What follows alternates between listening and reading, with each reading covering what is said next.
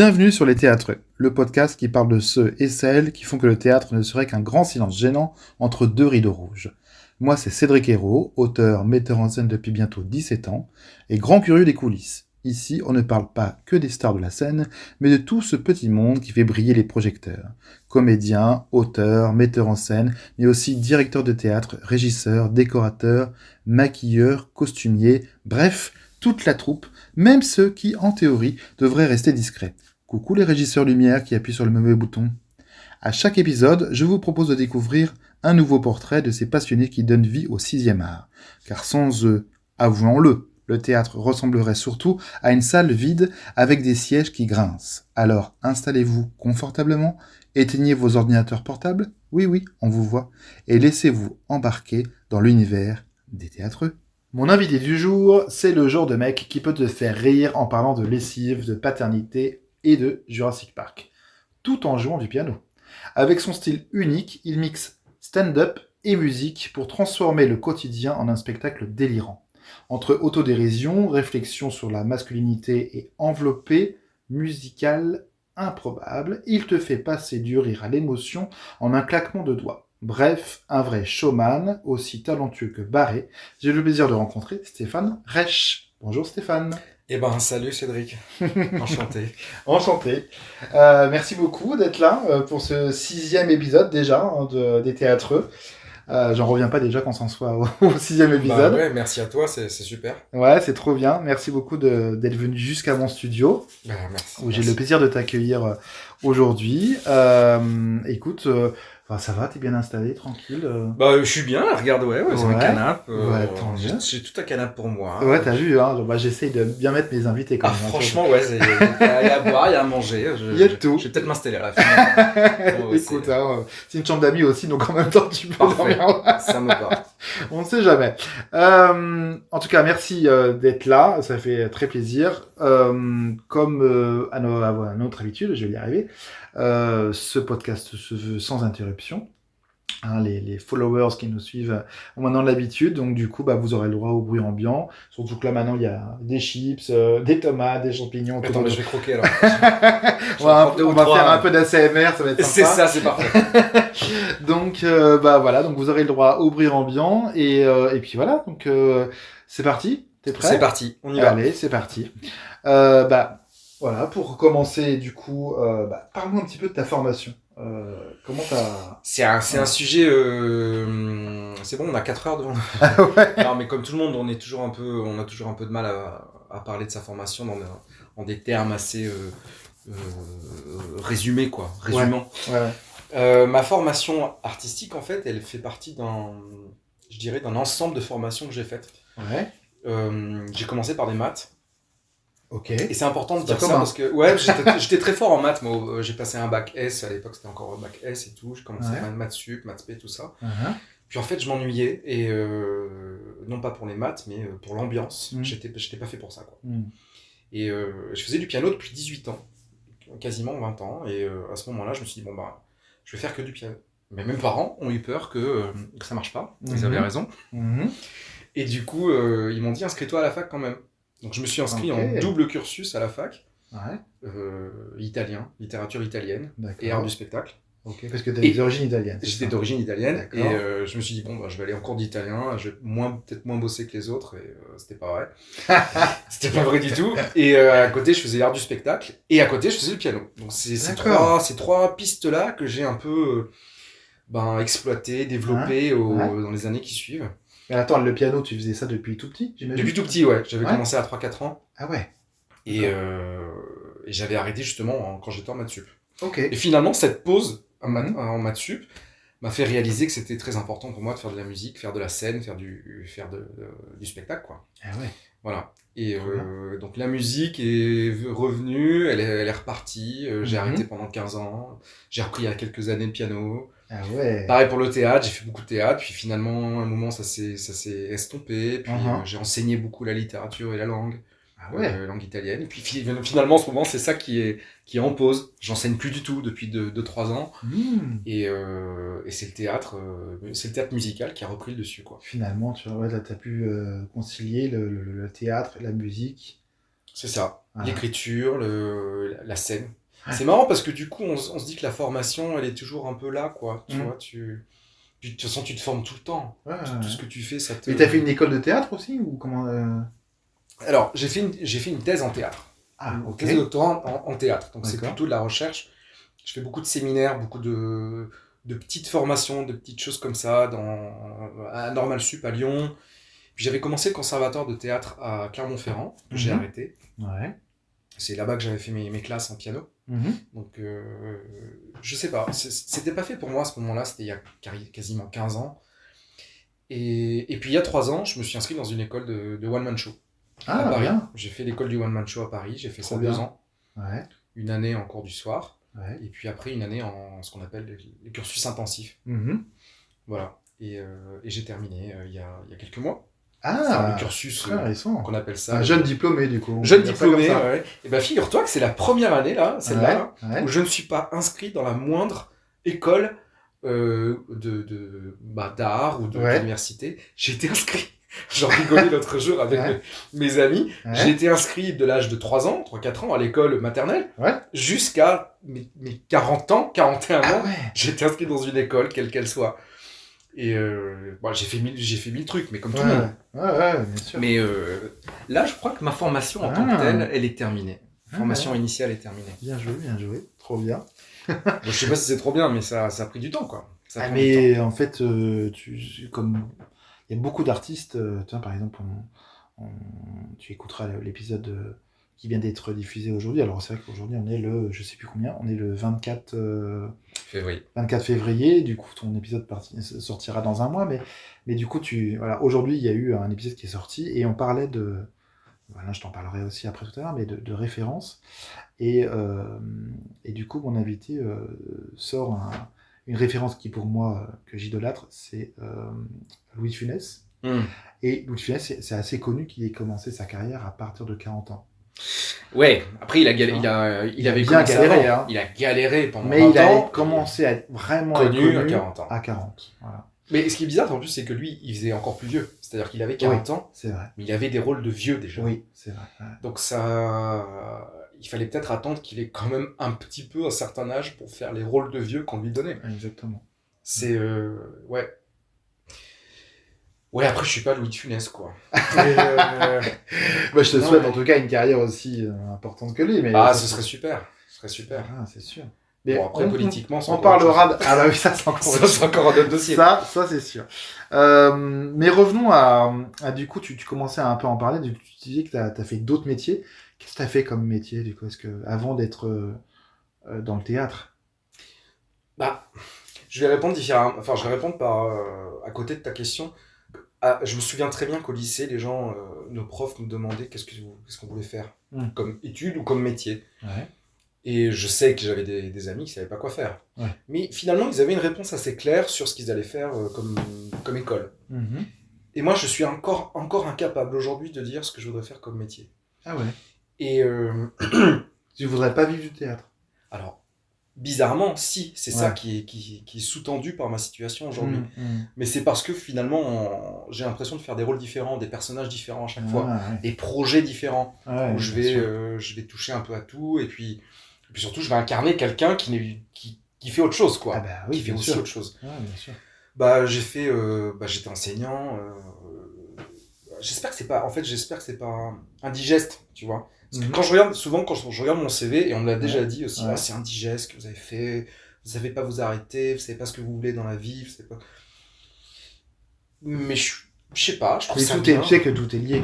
Tout est lié. Tout est lié, c'est-à-dire que les langues, c'est les mots. Les mots, pour le théâtre, c'est très important. Alors après, bon, tu as cette faculté à parler et à enseigner l'italien, ou peut-être même d'autres langues, ça se trouve. Peut-être qu'un jour, tu feras une pièce en italien, toi, tu pourras lier aussi tout ça. Bon, c'est rien, tu vois. Ouais, c'est vrai. Alors, je fais un peu de stand-up en italien, là, en ce moment, à Paris. Mais, trop bien. Ouais, c'est pas... Enfin, c'est des sketchs, quoi. Ouais. Mais, j'ai fait plein de petits métiers. Puis, t'as fait des boulots d'été, toi aussi, ou pas? Bien sûr. Ouais. Et ça, en fait, je trouve ça hyper important. Dans mes études, évidemment, bien sûr. Qu'on se dit, en fait, on a eu des métiers un mois, 2 mois, 3 semaines. Moi, j'étais ambulancier pendant 1 mois. Ah ouais. Et j'en retire une expérience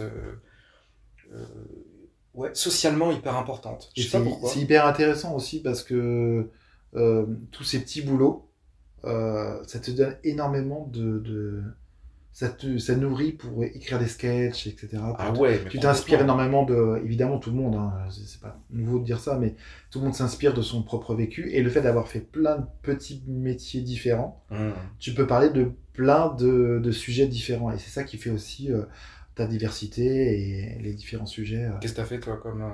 Qu'est-ce que j'ai fait moi? Alors là, j'ai eu plusieurs vies. Il y a au siècle dernier, hein, parce que voilà, j'ai un certain âge. Ouais, en 1997, j'étais apprenti cuisinier. Apprenti cuisinier. Et ouais, j'ai fait une très belle école, l'école Ferrandi à Paris. Et au bout d'1 an, j'ai eu des gros problèmes de santé. On m'a dit, vous devez absolument arrêter ce qu'on appelle les métiers de la boucherie. J'ai fait ok, mais c'est un peu mon rêve depuis l'âge de 13 ans, donc qu'est-ce que je fais? Et puis après voilà, à l'époque je m'occupais de l'administratif de mon père dans une asso, et du coup j'aimais bien tout ce qui était paperasse, et en fait j'ai trouvé une école de tout ce qui est administratif, c'est-à-dire comptabilité, secrétariat, juridique, etc. Et j'en ai fait pendant 4 ans, et puis après voilà, je me suis dit j'en ai un peu marre des études, donc j'ai commencé à bosser, et puis après j'ai bossé dans des bureaux. Alors c'est pas très, c'est pas valorisant, mais au final, entre une chose et l'autre, t'étais dans les bureaux. Ouais, j'ai travaillé beaucoup dans les bureaux. J'y travaille encore, mais on va dire que c'est un boulot alimentaire. Mais en même temps, il y a quelques années, j'ai fait une formation. C'est alimentaire, Alors c'est alimentaire, oui et non. C'est-à-dire que ça l'a été pendant une certaine période de ma vie, mais en fait j'ai su rebondir. Parce que j'avais cette casquette de comptable pendant très longtemps, et alors moi et les chiffres, j'en pouvais plus. Et en fait, j'ai décidé je me suis renseigné sur Internet, tout simplement, pour voir comment je pouvais concilier le théâtre, puisque le théâtre, ça fait maintenant 17 ans que j'en fais, pardon, et le côté organisé, le côté administratif, etc. Administration, production, voilà. Et là, je commence à me renseigner sur Internet, et là, il y a le mot Office Manager qui sort. Et je fais, ok, que c'est que ce truc? Et c'était un truc un peu... ça faisait partie des nouveaux métiers à la mode il y a quelques temps. C'est maintenant, tout est en mode à l'anglaise, tu vois, les mots... on est Office Manager, au lieu de dire chef de bureau. Même, j'ai appris aujourd'hui Hospitality Manager. Ah bah ouais, voilà, tu vois, il y a pas incroyable. Ouais, non, mais moi j'ai eu une formation aussi, Happiness Office Manager. Ouais. Tu ramènes de la joie au quotidien. C'est génial, mais moi je veux qu'on me paye pour ça. Mais oui. Je veux être un happiness, moi. Mais ouais, c'est très drôle. Et du coup, finalement, j'ai réussi comme il y a un côté très créatif dans ces métiers-là, j'ai réussi à lier le côté créatif du théâtre à le côté très organisé, le côté très comptable, très carré, etc. Et du coup, j'ai fait ce métier-là. Et je le fais encore. Et voilà, et maintenant... Et en parallèle, j'ai toujours créé mes pièces. Des activités. Voilà, tout à fait. Voilà. Trop bien. Mais ouais. Quand tu dis métier de la boucherie, c'est que c'était boucher? Non, pas du métier de bouche. Non, métier de bouche, ouais au sens large. Métier de bouche, c'est très très large. Ça va du service à la préparation. À la préparation, au mec qui fait la plonge. Génial. Voilà. Okay. Parce que c'est un métier aussi de versa. Ouais. Mais revenons à toi, parce que c'est pas mon interview, c'est le tien. Non, mais ça me permet aussi de comprendre. Moi, par exemple, je te disais tout à l'heure, j'étais ambulancier, ça m'a beaucoup marqué. Surtout ce métier-là. Hein. Ouais, puis bon, j'étais évidemment animateur j'étais un peu serveur, un peu animateur, un peu enseignant. J'étais guichetier à la banque aussi. Waouh. Ça, j'ai vraiment pas aimé. Disons qu'on m'avait proposé un boulot dans une banque, au fin fond du Cantal. J'avais 22 ans. Et moi, j'étais persuadé que je voulais pas faire ça, quoi. Ça a été très net. Ouais. Et puis, pour en avoir parlé à des gens qui avaient 30 ans de bouteille dans les banques, c'est le moment un peu charnière où le métier de banquier à l'ancienne, avec le contact, un peu théâtral d'ailleurs, un peu happiness manager, tu vois. Ça a changé parce que maintenant c'est beaucoup plus froid. J'en reparle aussi ils ont beaucoup de mal à recruter dans les banques parce qu'apparemment les premiers métiers de banquier sont très froids, très ordinateur, et il n'y a pas le contact prolongé avec une clientèle pendant 30 ans dans un village comme il y avait avant, quoi. C'est vrai. Bon, en tout cas, moi j'ai détesté. Je peux comprendre. On a tous fait des petits métiers qui nous ont pas plu. Et... c'est ça, quoi. Mais c'est vrai que de vouloir vivre de sa passion, c'est déjà, voilà, c'est très honorifique de pouvoir y arriver. Mais c'est pas donné à tout le monde. Donc, mais c'est pas mon cas. Si vous m'entendez, je veux vivre de ma passion. Je veux vivre de ma passion. Oui, pareil. Alors, c'est compliqué. C'est très très compliqué de vivre de sa passion. Surtout à Paris où il y a énormément de concurrence, énormément de pièces, énormément de théâtre, énormément de comédiens, de comédiennes, de metteurs en scène, de pièces. Il faut savoir se distinguer par rapport aux autres, etc. Donc, on en parlait en off, mais tu me disais, mais du coup, c'était quoi l'idée comment l'idée t'est venue de créer le podcast? C'est ça. En fait, c'est que à un moment donné, moi j'ai besoin d'avancer moi-même, et puis je suis bloqué sur un projet artistique parce que il me faut une prod, il me faut des trucs, et pourquoi pas, voilà. Et en fait il faut oser, il faut y aller, et puis là je suis ravi, tu vois, parce que je fais des très belles rencontres toutes les semaines, voire plusieurs fois par semaine en ce moment. J'enchaîne un peu les épisodes, mais c'est génial parce que du coup je rencontre des gens qui sont passionnés par leur métier, et qui ont eu un vécu incroyable. Tu vois, tu parlais tout à l'heure en off de ma première invitée, Daniel Schwartz. Daniel, si tu nous écoutes, et je sais que tu nous écoutes, un petit coucou au passage. Voilà, c'est une femme qui a eu 1000 métiers avant de commencer à 69 ans de faire de la scène. Je trouve ça incroyable. Donc moi, je trouve ça génial de pouvoir se remettre en question à n'importe quel âge. Toi, tu dis, voilà, tu as 41 ans, tu es jeune diplômé de ton école de stand-up, et tu te lances, et voilà, quoi. Et après, tu verras bien où est-ce que ça va te donner. Ce qui est marrant, parce que puisque c'est l'épisode sur moi, mais je vais quand même te reposer des questions. Avec plaisir. Non, mais le fait qu'à Paris, justement, en région parisienne, soit très concurrentiel, le monde artistique est très concurrentiel, notamment le monde théâtral. Moi, j'ai réalisé que je vivrais probablement pas de ça, surtout pas au début, et d'ailleurs c'est le cas, à Paris. Et du coup, ça m'a aidé de me dire ça, parce que je me suis dit, au moins, fais les trucs qui te plaisent.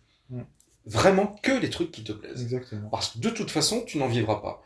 Et ça m'a libéré. Et quand tu comprends ça, ça te fait plaisir, du coup, de perdre du temps, et probablement aussi un peu d'argent, mais au moins, tu te fais plaisir, quoi. Tu es heureux de le faire. Bien sûr. Et j'avais pas compris ça au départ. C'est-à-dire que le déclic qui fait que tu peux éventuellement refaire une formation, te relancer, te remettre en question, il est confronté à un moment ou à un autre au fait qu'il faut bouffer, quoi. Il faut bouffer. Bien sûr. Donc tu te dis, tu rentres dans une espèce d'efficacité de ta reconversion. Et cette efficacité, elle est quasiment en opposition avec l'efficacité, disons, ontologique de ton choix. C'est vrai. Et il faut pas oublier pourquoi on se reconvertit, pourquoi on fait un métier passion, et en l'occurrence pour nous c'est plutôt la scène, bien sûr, qui est d'être heureux, quoi. Mais oui. Et du coup, je trouve que c'est important de pas se dire, de pas oublier ça, quoi. De pas oublier d'être heureux aussi. Avant que ça fonctionne. Et si ça fonctionne, tant mieux. Si ça fonctionne pas, c'est pas grave. Il y a peut-être un moment où tu refais un autre choix. Exactement. Et tu reviendras. Oui, c'est ça. On t'en parlait tout à l'heure, mais c'est vrai que au final, dans ton parcours, tu es toujours revenu à la scène au final. Ouais. Tu vois. Ouais. Parce que tu peux pas vivre sans, au final. Je peux pas vivre sans. Même j'ai été confronté à, par exemple, le piano. Est-ce que c'était l'amour de la musique de ma mère, en l'occurrence, mes parents, mais ma mère surtout, qui me poussait à faire du piano. Et donc il y a eu une crise à un moment où je savais pas répondre à cette question. Donc j'ai arrêté. Parce que j'avais plus envie de travailler mon piano comme dans les séries, les films. Travailler, quoi. Bien sûr. Et finalement, c'est revenu. C'est revenu au bout de 15 ans. 15 ans, j'ai quasiment pas touché un clavier. C'est fou. Et c'est revenu il y a 3-4 ans. Est-ce que c'est comme le vélo ça... Alors, c'est pas tout à fait comme le vélo. C'est-à-dire, quand t'as pas fait 15 ans de piano... c'est ça, quoi. T'es rouillé, quoi. t'es rouillé, il y a des trucs qui reviendront jamais parce qu'il y a une dextérité du Bien cerveau, des muscles. Ouais. Si je travaillais 6 heures par jour pendant 15 ans, je pense que je retrouverais le niveau que j'avais il y a 15 ans. Mais je le ferai pas. Ouais. En revanche, c'est un peu comme quand tu apprends une langue à 40 ans versus quand tu l'apprends on parle dans le berceau. Je suis en plein dedans. Non mais c'est vrai, tu l'apprends pas de la même manière. Tu vas apprendre des codes culturels, sociologiques. Si tu tombes amoureux de quelqu'un qui parle une autre langue, si tu pars bosser quelque part, tu apprends la langue différemment. Bien sûr. C'est pas pire, c'est pas mieux, c'est juste différent. Ouais.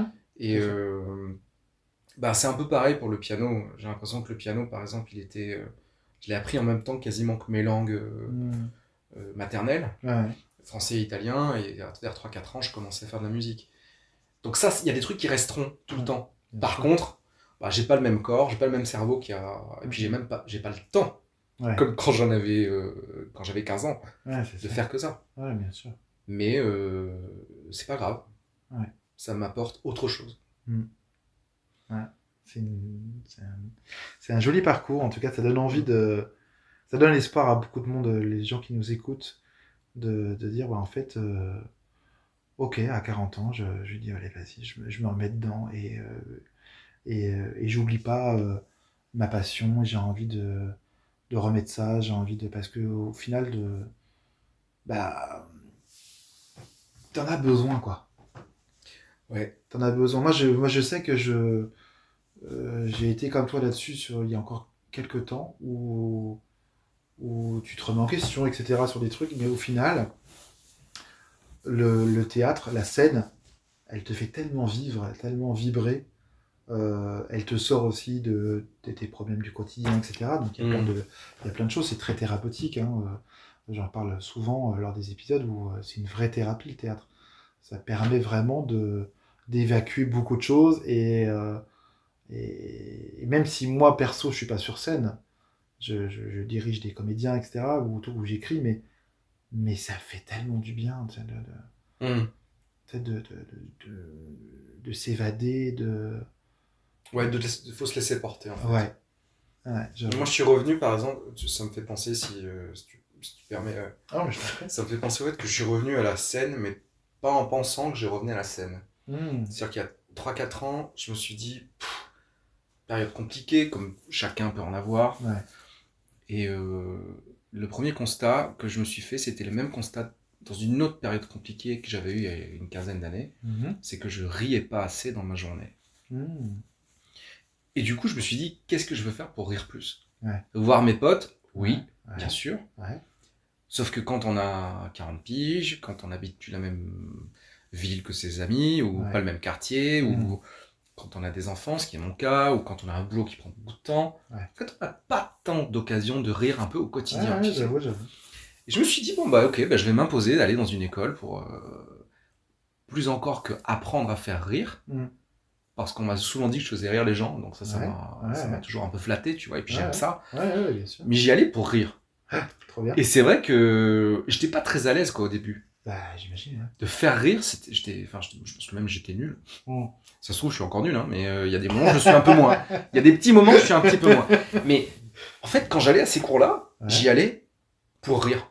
Et qu'est-ce que j'ai ri, et qu'est-ce que ça m'a fait du bien. C'est génial, les cours de théâtre. Et ce décentrement-là, m'a fait prendre conscience aussi que le rire du public, quand moi je les faisais rire,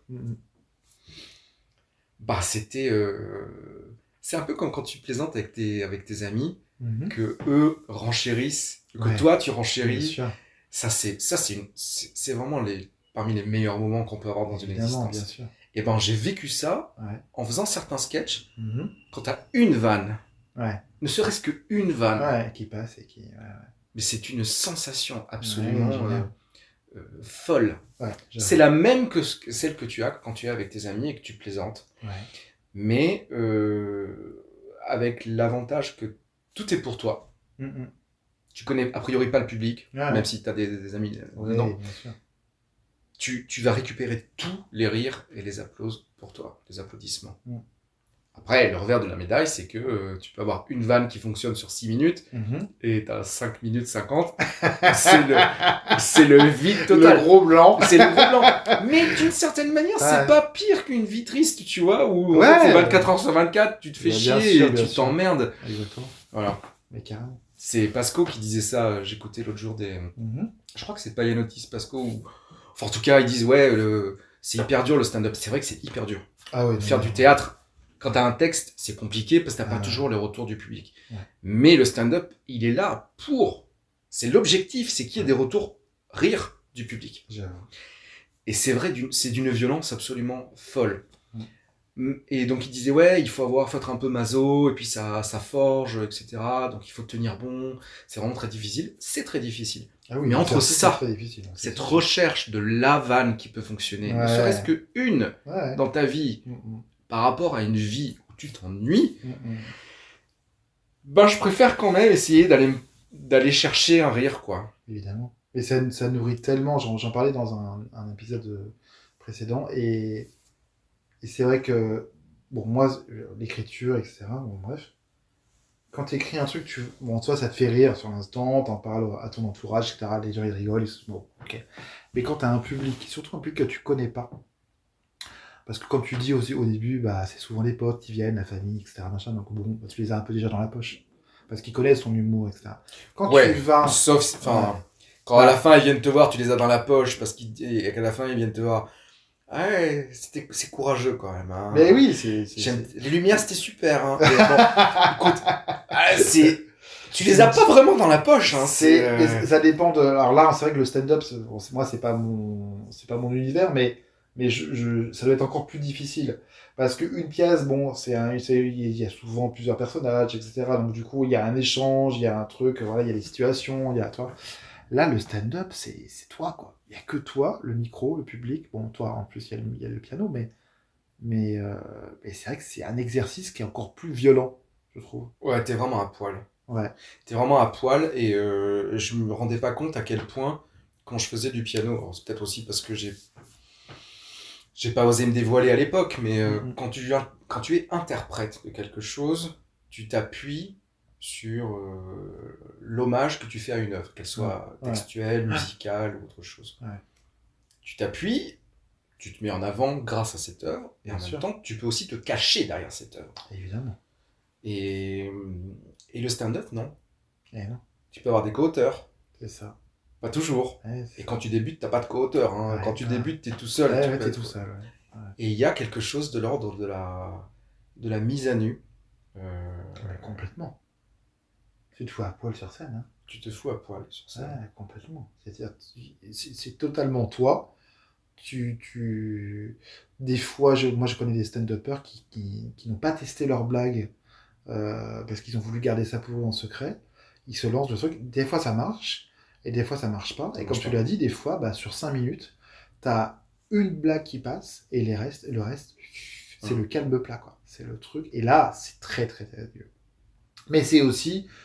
ça te permet aussi derrière de retravailler énormément sur tes textes, de retravailler sur toi-même aussi, voilà, parce qu'au début tu peux être évidemment vexé parce que tu te dis ben, j'avais tout donné, machin, tout ça, et au final on peut toujours faire mieux, on peut toujours travailler, retravailler, etc. C'est ça qu'on appelle le spectacle vivant. C'est-à-dire que c'est pas comme un film où voilà, tu mets le film, c'est bon bah là il y a eu des acteurs qui ont joué leur texte, etc. machin, on a coupé, hop, top, non. Il y a eu du montage, etc. Là, c'est du direct live. Tu dois te mettre à nu devant un public qui te connaît ou pas. C'est souvent des inconnus. Mais le théâtre, c'est ça. C'est le spectacle vivant parce que ça évolue au fur et à mesure du temps. Moi, je sais que j'ai des pièces qui ont évolué pendant des années. La première version n'a plus rien du tout à voir avec la dernière version. Heureusement. Tu gardes les vannes de l'époque qui sont toujours d'actualité, qui marchent toujours, etc. Parce que tu sais que ça va faire mouche, tu vois.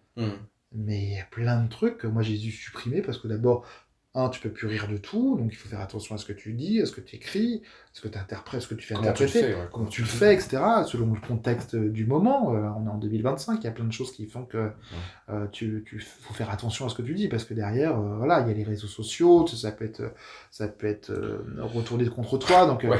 l'humour, c'est compliqué, alors que voilà, et là-dessus, je comprends complètement, c'est une mise à nu totale, et en même temps, ça te permet de vivre le truc, quoi. Si c'est un bide, tu peux même le travailler en direct et rebondir sur un truc. Le stand-up, c'est un exercice qui, pour moi, était peut-être le plus difficile au théâtre. Parce que c'est hyper difficile. Ouais. J'ai l'impression qu'il y a la répétition, elle est en direct. Il n'y a pas de vraie répète, j'ai l'impression, dans le stand-up. Je sais pas, c'est un truc genre, on lance le truc, et puis c'est une conversation, et puis tu chopes un gars dans le public parfois, ou... Après, tout est très, très calibré, hein. Les meilleurs, comme tu dis, ils ont testé leurs blagues. Évidemment. En fait, l'objectif, c'est qu'on ait l'impression, ou que ce soit vraiment le cas, que la personne en face de toi se mette vraiment à nu. Mais en fait, je pense que cette question de la mise à nu, elle n'est pas absente du tout dans les autres arts. Par exemple, hier, je suis allé voir un spectacle dans le théâtre où je joue en ce moment. Je ne dirais pas quelle pièce, mais j'ai trouvé ça horriblement nul. C'est horrible. En plus, je suis très mauvais. Je suis un public terrible. Vraiment. Quand je vais à l'opéra, j'adore l'opéra, j'ai bossé un peu l'opéra. Si je vais voir un bon opéra, je m'endors. Tu vois. Et apparemment, c'est un bon signe quand on est bien détendu et tout ça, on s'endort. Bon, je m'endors tout le temps. ma femme se fout de moi, mais bon. Et au théâtre, je suis une teigne, c'est-à-dire que j'ai beaucoup de mal à profiter des spectacles. Mais il y a des moments, t'as des moments un peu magiques où t'as des gens, tu sais même pas s'ils le font vraiment, exprès, ou t'as l'impression qu'ils sont nus devant toi et ils vivent leur personnage comme ça. Et hier soir, dans cette pièce que je suis allé voir, à aucun moment, je n'ai ressenti la mise à nu d'aucun des trois personnages. Des trois acteurs, pardon. Deux acteurs, une actrice. Et c'était terrible parce que, en fait, tu ressens dans ces moments-là, j'ai l'impression que tu ressens dans ces moments-là la difficulté de se mettre à nu de ces gens-là qui sont sur scène. Les gens, hein, je parle pas des personnages. De ces gens-là.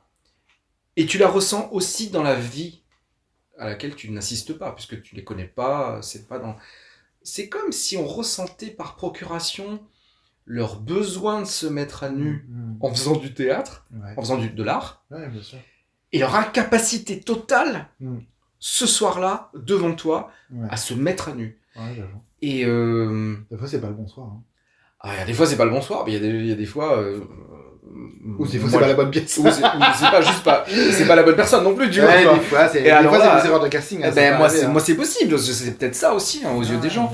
Et quand tu vois les très grands qui te font vibrer à chaque fois, tu sais qu'ils ont cette capacité, soit à se mettre à nu, soit à te faire croire, penser qu'ils sont à nu, et du coup, ils te font vibrer, quoi. C'est les plus doués.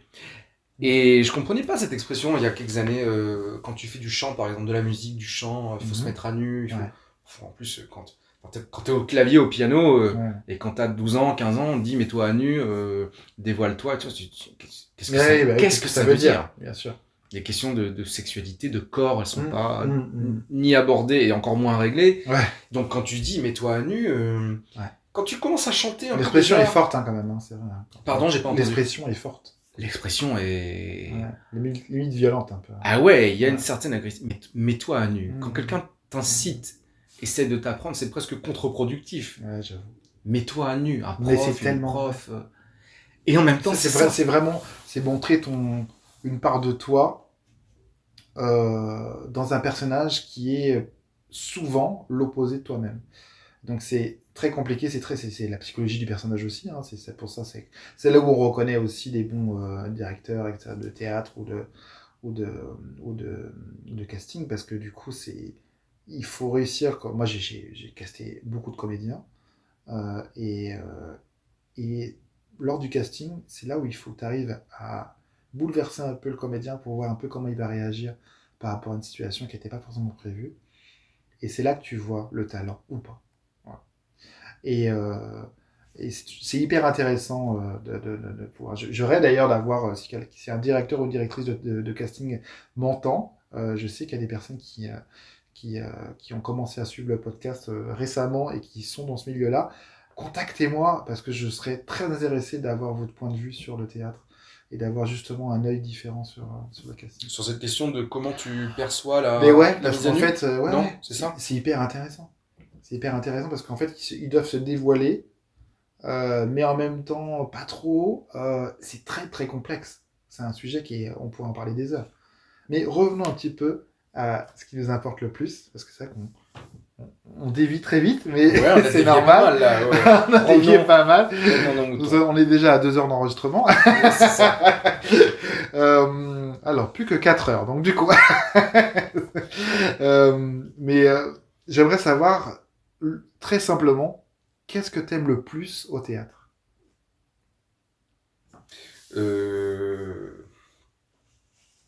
Pendant longtemps, je me suis dit que c'était les émotions qu'on pouvait faire ressentir aux gens dans la salle. Cette espèce d'osmose entre la scène, les lumières. J'ai toujours été très attiré par la technique. La scène, les lumières, le public. Par exemple, quand j'étais au collège et qu'on faisait nos spectacles de fin d'année, tu as dû en faire aussi. Oui, bien sûr. J'aimais bien jouer, puis j'étais bon élève, donc j'apprenais. Quand t'es bon élève, on te donne les grosses tartines de texte. Hein. Oui. Ça faut pas chipoter. Hein. Et j'aimais bien jouer, mais je pense que j'étais un peu engoncé dans ce côté bon élève, quoi. Que j'ai encore d'ailleurs. Mais j'étais très intéressé par les questions techniques.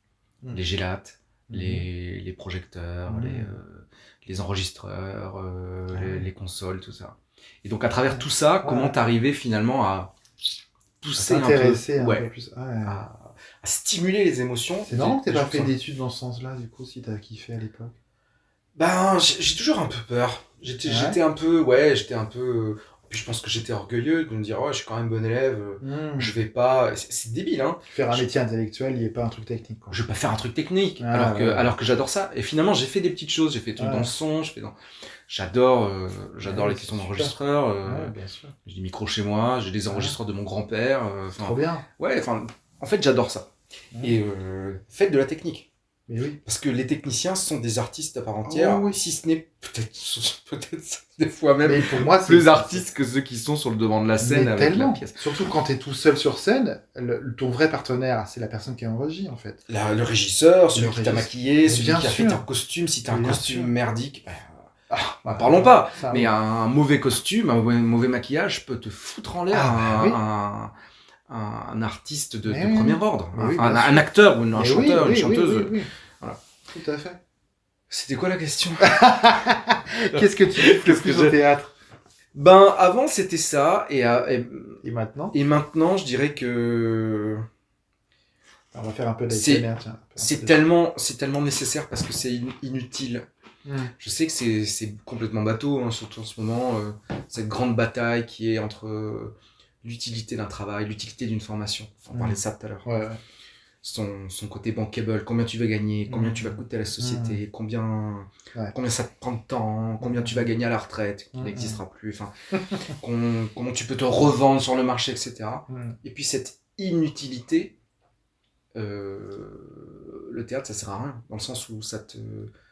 Oui, si tu as envie d'être riche et que tu deviens une star, génial. Tu deviens riche, ton producteur est riche. D'une certaine manière, faire du théâtre en tant que tel n'est pas palpable. Ce que ça apporte, disons, à une société. Oui, dans ce sens-là, oui. Sauf qu'en fait, moi, je vais pas être totalement d'accord avec toi, mais parce que on en revient à, malheureusement, ce qui s'est passé il y a quelques années avec la Covid, où la culture n'était plus importante. Sauf qu'en final... Non, mais je suis d'accord avec toi. Je me faisais l'avocat du diable. Je trouve ça nécessaire. Mais on a tellement besoin de ça. Les gens, ils ont besoin de rire, ils ont besoin d'avoir des émotions, ils ont besoin de se changer le quotidien, parce que justement, ils font des métiers où souvent, il y a beaucoup de personnes, on parlait du métier alimentaire, il y en a beaucoup qui sont dans ce cas-là, qui font des métiers parce qu'il faut vivre, il faut manger. Sauf qu'au final, qu'est-ce que tout le monde adore? Tout le monde adore rire, tu vas pas me dire que les gens adorent pleurer. Ça, c'est pas... personne kiffe ça, tu vois, je veux dire, bon.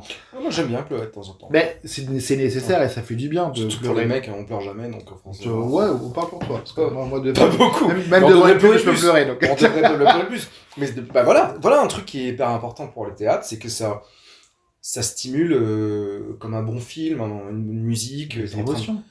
Ça stimule un truc, quoi, mais ça stimule pas forcément que pour le moment théâtral. Non, que tu vis, sûr, quand tu vas au théâtre, quand tu joues ta pièce. Ouais.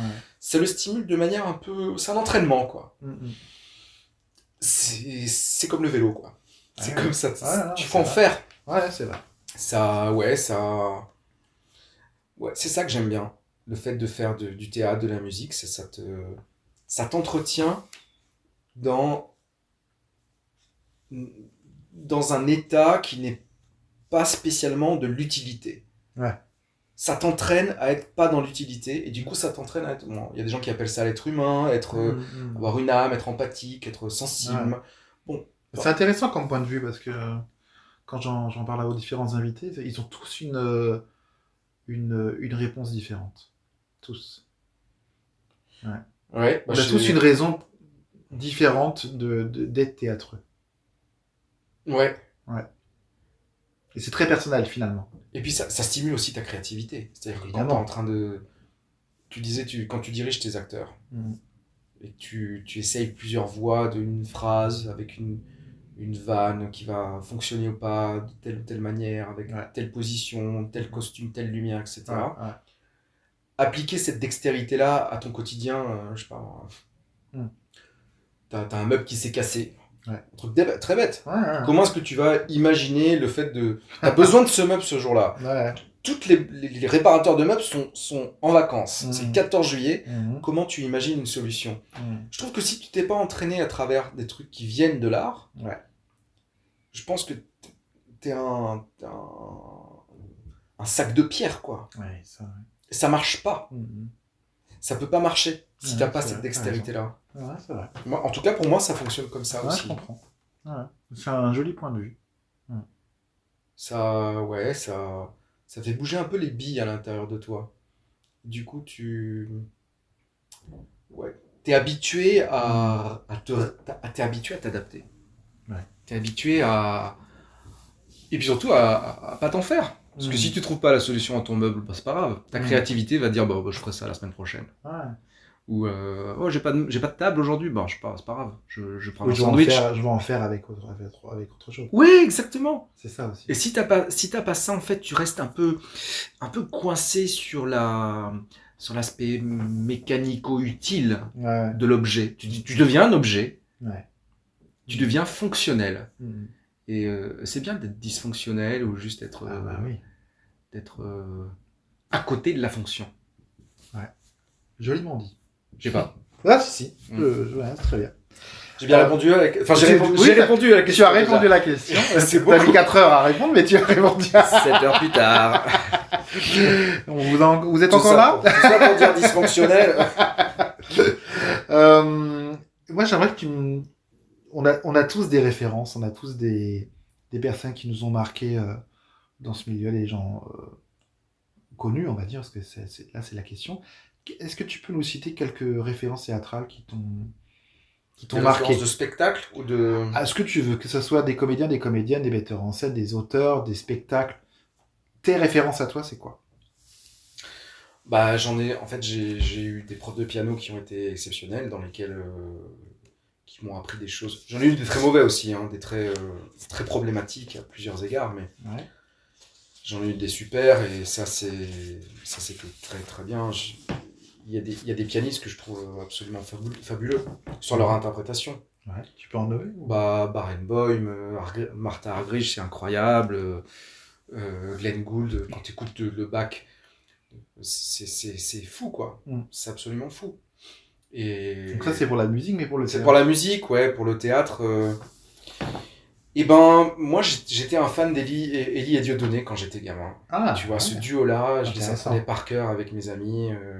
Alors aujourd'hui, je peux évidemment pas encadrer Dieudonné. Enfin, moi, j'ai beaucoup de problèmes. Les gens disent, c'est un génie de la blague et tout ça. Oui et non, quoi. Non, je dirais non. Bah, on parlait de choses, on parlait qu'on pouvait pas rire de tout. Bon, bah, lui, il a tenté des trucs, quoi. Bah, disons que c'est toujours le problème. Est-ce que quand tu te caches derrière après, ouais, c'était une blague et tout ça. Non, c'est comme quand tu fais une mauvaise blague qui fait du mal à quelqu'un et tu dis, je déconne. Non, au moment où tu l'as dit, tu savais très bien que ça allait pas déconner parce que sinon tu serais déjà en train de t'excuser et de ravaler tes paroles. Voilà. Donc, mais moi, bon, on va remettre le contexte de l'époque. C'est-à-dire que ce duo a marqué une génération entière, voire plusieurs. Ouais. Et j'entends, même si effectivement les deux artistes ont été sur des sujets totalement différents après et le duo s'est brisé, mais au final, ils ont quand même créé un truc à l'époque. Ouais, c'était super. Moi, j'adorais ça. Ouais. Donc, du coup, les gens ont compris quel âge j'avais à peu près. Mais c'est-à-dire jeune comme toi. Tout à fait. J'aimais beaucoup un duo en Italie. Quand j'allais en Italie, l'été, je passais 2 mois en Italie chez mes grands-parents avec mes parents. Des fois, j'étais tout seul. Ouais. Et l'après-midi, ils repassaient des vieux films comiques à la télé italienne. Il y en a un. Donc, c'est des films des années 60, je pense. 50, 60, 70 peut-être. Et il y avait un duo qui s'appelait Franco et Ciccio. Okay. Franck et François, quoi. Okay. Et ils étaient extrêmement clownesques. Et je les ai regardés. Et c'était, en vrai, j'étais petit pour regarder ça. Même mes grands-parents, ils s'étonnaient que ça me plaise. Parce qu'ils parlaient en plus en dialecte, donc je comprenais pas toujours tout. Mais j'ai souvenir de ça, de m'être marré devant ce genre de truc. Louis de Funès, évidemment. Oui, bah oui. En vrai, c'était je me marrais de Louis de Funès. Bah oui, tout le monde. Et en fait, pas beaucoup de femmes, quoi. Ouais. C'est vrai que mes références, elles étaient surtout masculines, quoi. Elles étaient surtout masculines. Artistiquement parlant, elles étaient masculines. Alors, moi, je suis un fan de l'Eurovision. Ok. J'ai toujours aimé l'Eurovision parce que il y a des artistes qui m'ont marqué dans l'Eurovision. D'accord. Et il y a comment elle s'appelait, Amina.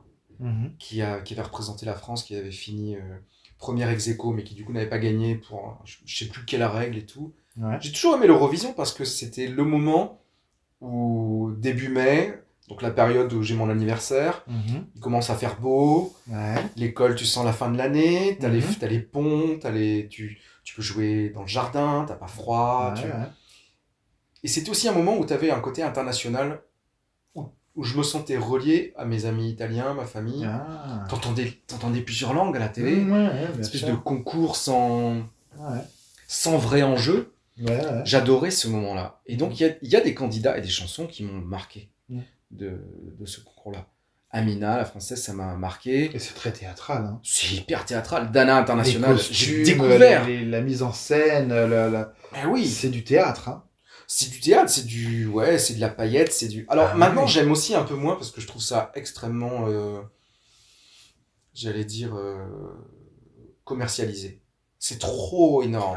C'est devenu donc, les enjeux commerciaux, c'est une usine. Et en plus, ils effacent les engagements politiques. Souvent, il faut surtout pas que ce soit trop politique. Si, quand t'as Conchita Wurst, dont j'aime bien la chanson, mais je trouve que c'était plutôt le personnage qui était intéressant. Ou le Suisse l'an dernier qui a gagné, évidemment que c'est politique. Évidemment que leur chanson, elle parle d'amour au sens large, mais que un mec qui est travesti, tu vois, et qui a une grosse barbe et qui va représenter plusieurs communautés, et qui le fait de manière quasiment mondovision, c'est ultra politique. Et c'est hyper important que ce soit clair. Bien sûr. Donc ça, c'est des moments qui m'ont marqué, quoi. Ça, c'est des... plus que des personnes, je dirais que c'est des flashs comme ça. D'accord. C'est intéressant. C'est très diversifié comme référence. C'est très diversifié, mais j'aurais pu te parler de Zidane parce que j'adorais le foot. Non, mais il y a un côté artistique dans la... C'est le côté chauve, foot, c'est ça? C'est le côté quoi? Le côté chauve. Ah ouais, complètement, le côté chauve. Non, mais enfin, est-ce que t'aimes le foot? Est-ce que tu aimes Je suis pas du tout dans les sports? Est-ce qu'il y a quelque chose qui est... Non, moi je vais plutôt aimer les rugbyman, tu vois, si tu vois ce que je veux dire. Rugbyman, non, mais du coup, t'as des champions qui sont... Oui. Ils ont une inventivité, c'est pareil, cette créativité que tu peux retrouver dans des champions qui sont souvent, notamment dans le foot, des grosses têtes de cons, socialement parlant, mais qui sont sur un terrain, peuvent te faire des choses... Voilà, un art, une technique dans laquelle ils excellent parce qu'ils se mettent à nu, quoi. Encore un exemple de mise à nu. Encore un exemple de mise à nu. Bah, surtout les rugbyman, hein. Oui, j'avoue. Qui se mettent à nu. Alors là, ouais, sens propre comme au sens figuré. J'avoue. Ouais. Est-ce que tu peux nous raconter ta première expérience significative dans le milieu du théâtre ? Qu'est-ce qui a été l'expérience la plus marquante pour toi ? La toute première, celle qui t'a fait vibrer, quoi. Bah, elle m'a pas fait vibrer dans le bon sens. C'est le premier spectacle d'école. Je devais avoir 4 ans. J'avais été malade plusieurs semaines avant, donc j'avais pas pu préparer. Et la maîtresse, elle m'avait mis dans une sorte de ronde. C'est une sorte de carnaval. J'étais habillé pas en Pierrot, mais tu sais, avec plein de couleurs, quoi. Ok. Une espèce de petit clown. Narlequin, ouais, c'est ça. Ok. Et j'étais au milieu de tous mes potes de l'école, ils avaient 3-4 ans, et ils faisaient la ronde. Okay. Et j'étais censé faire une danse au milieu, mais j'étais tellement à la ramasse, j'avais de la fièvre et tout, que pendant le spectacle, ils essayaient de m'expliquer quoi faire. Okay. Donc j'avais tous ces gens qui tournaient autour de moi et qui me disaient quoi faire. Évidemment, j'ai rien fait, je captais rien. J'avais les projecteurs qui m'aveuglaient. Et tous mes potes à 3-4 ans qui me disaient t'es nul, tu comprends rien, mais non, il faut que tu... Voilà, infernal. D'accord. Infernal. Donc ça, c'est ma première expérience de... Ok, t'es remonté très très loin quand même. Ouais, mais elle a été fondatrice et pourtant j'étais bien, quoi. Il faisait chaud, j'étais bien en scène. En tout cas, ça t'a marqué. Ça m'a marqué, ouais. Ça m'a marqué. Peut-être une première scène, peut-être, en étant adulte et... en stand-up, j'ai fait des premières scènes, j'étais catastrophique, hein, en café-théâtre, en comedy club, il y en a quelques-unes qui étaient marquantes parce que j'ai été nul. Il y a aussi eu des moments où, en fait, je pensais pas que je pourrais faire du théâtre. Quand je faisais mes études en 2005-2006, il y a eu un casting qui cherchait des gens pour faire du théâtre. Et j'avais pas vraiment joué dans des pièces. Et j'ai tenté. C'est assez insignifiant comme, disons, à l'égard même de quelqu'un qui ferait ce métier ou pas. J'ai fait un casting pour une pièce amateur d'étudiants. Et j'ai été pris. Et ben moi, je pense que ça a été fondateur. En tout cas, parce que ça a montré que j'étais capable de mettre les pieds sur scène et de jouer quelque chose. Ouais, bien. Ouais. Bon, en plus, de jouer un pervers qui violait une gamine. Enfin, laissez tomber. Ah oui, c'était pas drôle. Ouais, pourtant ça m'allait comme un gant, tu vois, c'est terrible. Donc, non, mais c'est horrible de parler de ça, mais je crois que les rôles les plus affreux sont souvent les plus remarquables. Oh là là, ça m'allait, mais apparemment, ça m'allait bien, quoi. Et je vous assure, hein, pour vous qui nous écoutez, il n'a pas du tout une tête de pervers. Non, mais en vrai, c'était drôle de jouer ça, et j'y tenais à ce spectacle-là. Ouais. J'y tenais. Non, mais aussi la première fois où j'ai fait mon seul en scène, là, c'était en novembre. Le seul en scène en entier. Il a beaucoup changé depuis. Donc l'actuel. Le spectacle actuel qui s'appelle Daron Noir, mais que j'ai travaillé dans une période en plus avec des nouvelles personnelles assez fortes. Dans un parcours de vie, en tout cas, c'est des grosses étapes et des trucs un peu qui te chamboulent. J'étais très fier de présenter ça, puisque je présentais ça en plus en parlant de ma naissance, de ma vie, je sais pas, ça s'appelle Père Mec-Fils, Daron Noir, Père Mec-Fils, où je parle de la filiation d'une identité, en l'occurrence masculine, mais ça peut s'appliquer à une identité féminine, ou une identité qui se cherche, tu vois. La question de l'identité dans la filiation de la période quand t'es gamin, quand t'es enfant, donc le fils, le mec, parce que tu peux rencontrer notamment une personne qui compte dans ta vie, ou plusieurs, et puis quand t'es père. En l'occurrence, moi j'ai été père, donc j'ai cette expérience qui m'a aussi chamboulé. Il y en a d'autres dans la vie que moi j'ai peut-être pas vécu, mais en tout cas pour moi ça a été fondateur. Et il y a des trucs que j'ai dit à mes parents qui étaient dans la salle. Et je pense que j'aurais jamais osé leur dire. On dit souvent des choses via le théâtre. Et je leur ai dit, mais c'était d'eux. Hein. Alors c'était emberlificoté par l'humour. Oui, bien sûr. Mais j'ai quand même dit des trucs droits dans les yeux à mes parents. Il y a des choses qu'on peut dire. Et je pense que mes amis qui étaient dans la salle, ils se sont marrés aussi presque plus de ça. De se dire, ah ouais, quand même. Il a osé, quoi. Ça, quoi. Il a dit là. Et parce qu'ils connaissaient un peu les backgrounds, c'était pas méchant, mais ceux qui me connaissent, je pense, ils savaient ce que ça pouvait vouloir dire derrière les phrases. Je comprends. Et ça a été Ça, c'est fort. On va pas trop spoiler parce qu'on va revenir sur ton spectacle un peu plus tard dans cette interview. Ouais. Mais oui, effectivement, j'entends qu'effectivement, c'est vrai qu'au final, ton expérience théâtrale, elle est quand même assez récente parce qu'on rappelle que tu es sorti de l'école de stand-up il y a très peu de temps. Tu peux rappeler la date exacte? Bah, j'ai fini en juin, là. Ah ouais. Donc, Après, j'avais fait du théâtre, j'ai fait beaucoup de théâtre avant. Okay. Mais il y a eu cette pause qui était liée justement à la parentalité, où j'ai fait beaucoup moins de mise en scène, beaucoup moins de jeux. Est-ce que tu veux nous parler d'anciens projets Est-ce qu'il y en avait certains qui t'ont marqué et si oui, pourquoi? Ouais, il y en a plusieurs qui m'ont marqué. Quand j'ai fait de l'assistanat à la mise en scène à l'Opéra de Paris pour un gars que j'apprécie beaucoup qui s'appelle Steven Taylor, qui est pour moi parmi les personnes les plus sensibles, intelligentes et douées que j'ai jamais vues et rencontrées. Ouais. Et qui, je trouve aussi, n'a pas l'écho, ne reçoit pas la reconnaissance. La reconnaissance qui est à la hauteur de on en connaît tous des comme ça. De sa grandeur d'âme, quoi, sa grandeur artistique. Voilà. Ça a été très intéressant pour moi et très beau de pouvoir être à ses côtés, d'apprendre plein de choses, humainement, artistiquement. Ça a été très fort.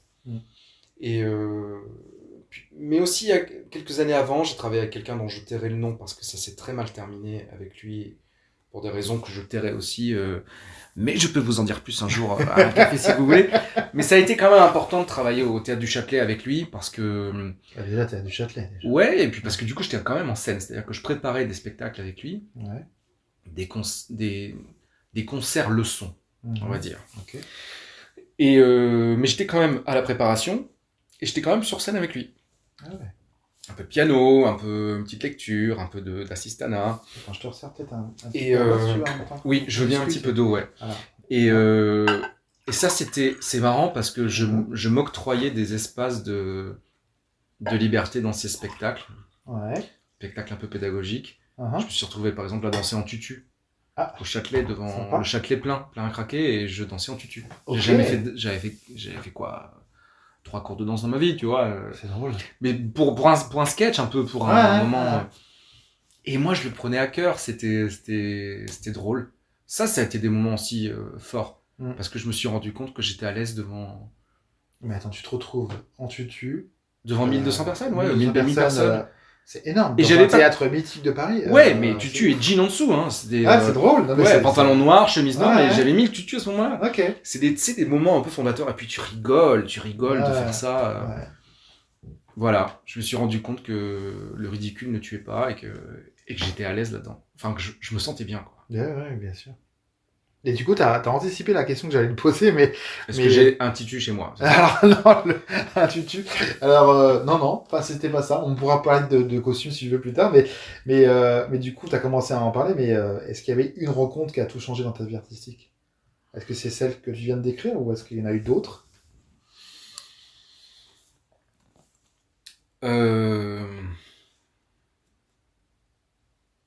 Non, mais je sens que cette histoire va te...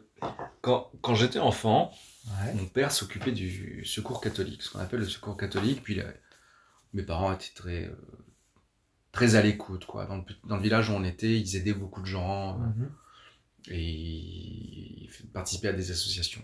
Et un jour, comme quelquefois c'est arrivé, ils ont accueilli à déjeuner un vagabond.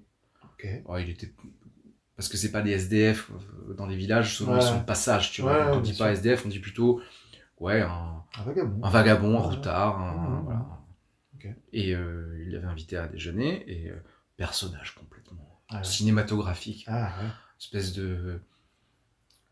de Brad Pitt qui a mal tourné, tu vois. Je m'attendais pas à Brad Pitt. Non, mais un Brad Pitt dans le sens, c'est un blond, tu vois, l'image de Brad Pitt dans sa jeunesse.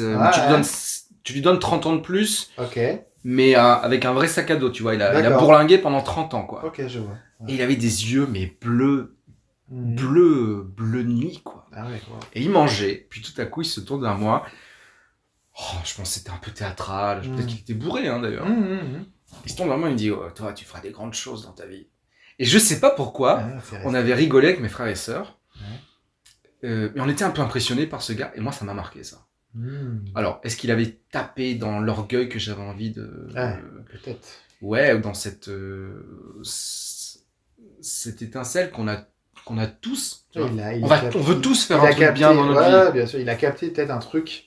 Ouais, il aurait pu me soutirer de l'argent. Comme le faux Brad Pitt, tu sais, là. Comme le faux Brad Pitt avec la dame, là. Oui, mais moi, j'aurais tout donné, celui-là. Mais, je sais pas, il a capté un truc, ça m'a ça t'a marqué. Ça m'a marqué, ça. C'est drôle. Et bizarrement, quand il disait ça, je me disais, c'était pas en étant cosmonaute, ingénieur, ou je sais pas quoi. Il y avait un truc qui était déjà de l'ordre de l'expression artistique. Je comprends. Voilà, je dirais que c'est plutôt cette personne-là. Parce que j'ai pas rencontré tant de... C'est une belle rencontre. Ouais. Non, c'est troublant comme type de rencontre.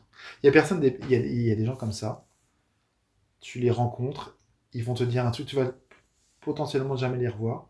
Ils te disent un truc parce qu'ils ont réussi à capter un truc dans ton âme. Alors, bon, faut y croire. Hein. Bon, moi, j'y crois personne, mais ils ont capté un truc chez toi, ils vont te balancer cette phrase. Et en fait, derrière, forcément, cette phrase, elle va rebondir dans ta tête, etc. Puis elle va résonner plusieurs fois, etc. Et ça peut tout changer. Ça peut tout changer. Ça peut tout changer.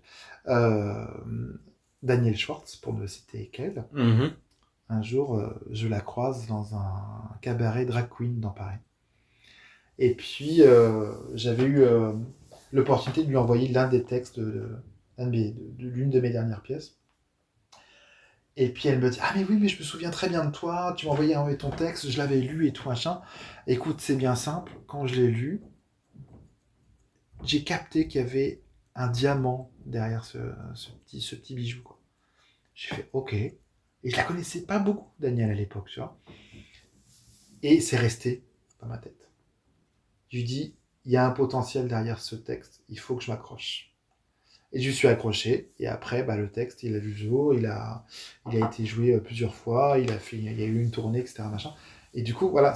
Mais je suis accroché à cette petite phrase de Daniel Schwartz. Donc, Daniel, je sais que tu m'entends, donc merci encore, parce que grâce à toi, j'ai persisté sur ce projet qui m'a apporté beaucoup dans ma vie, pro et perso. Et il y a des gens comme ça. Mais en plus, au-delà, je connais pas ce texte, mais je suis sûr que c'était un super texte. Mais si ça se trouve, c'était pas bon.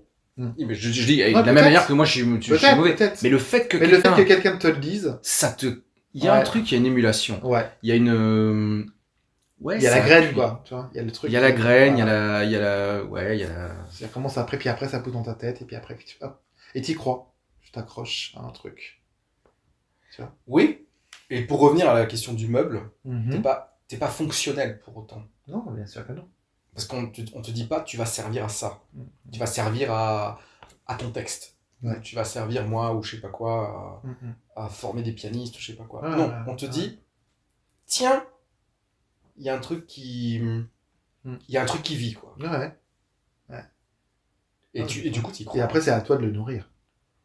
Ou pas, mais après si t'as accroché dans cette conversation sur un instant de vie, t'es resté accroché sur cette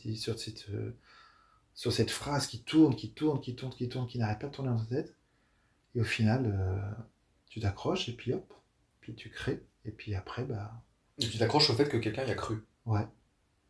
Même si c'était faux, comme tu dis. Même si c'était faux, ou même si c'était effectivement de toute façon subjectif. Ça juste pour faire plaisir, ou j'en sais rien, tu vois, mais tu t'es accroché à cette liaison. Ouais, exactement. Et tout comme toi, avec ce vagabond italien. Je sais pas s'il était italien. En tout cas, il était en Italie. Non, c'était en France, mais je crois qu'il était au contraire. Je crois qu'il il parlait anglais, je sais pas quoi. Ah, tu vois, comme quoi.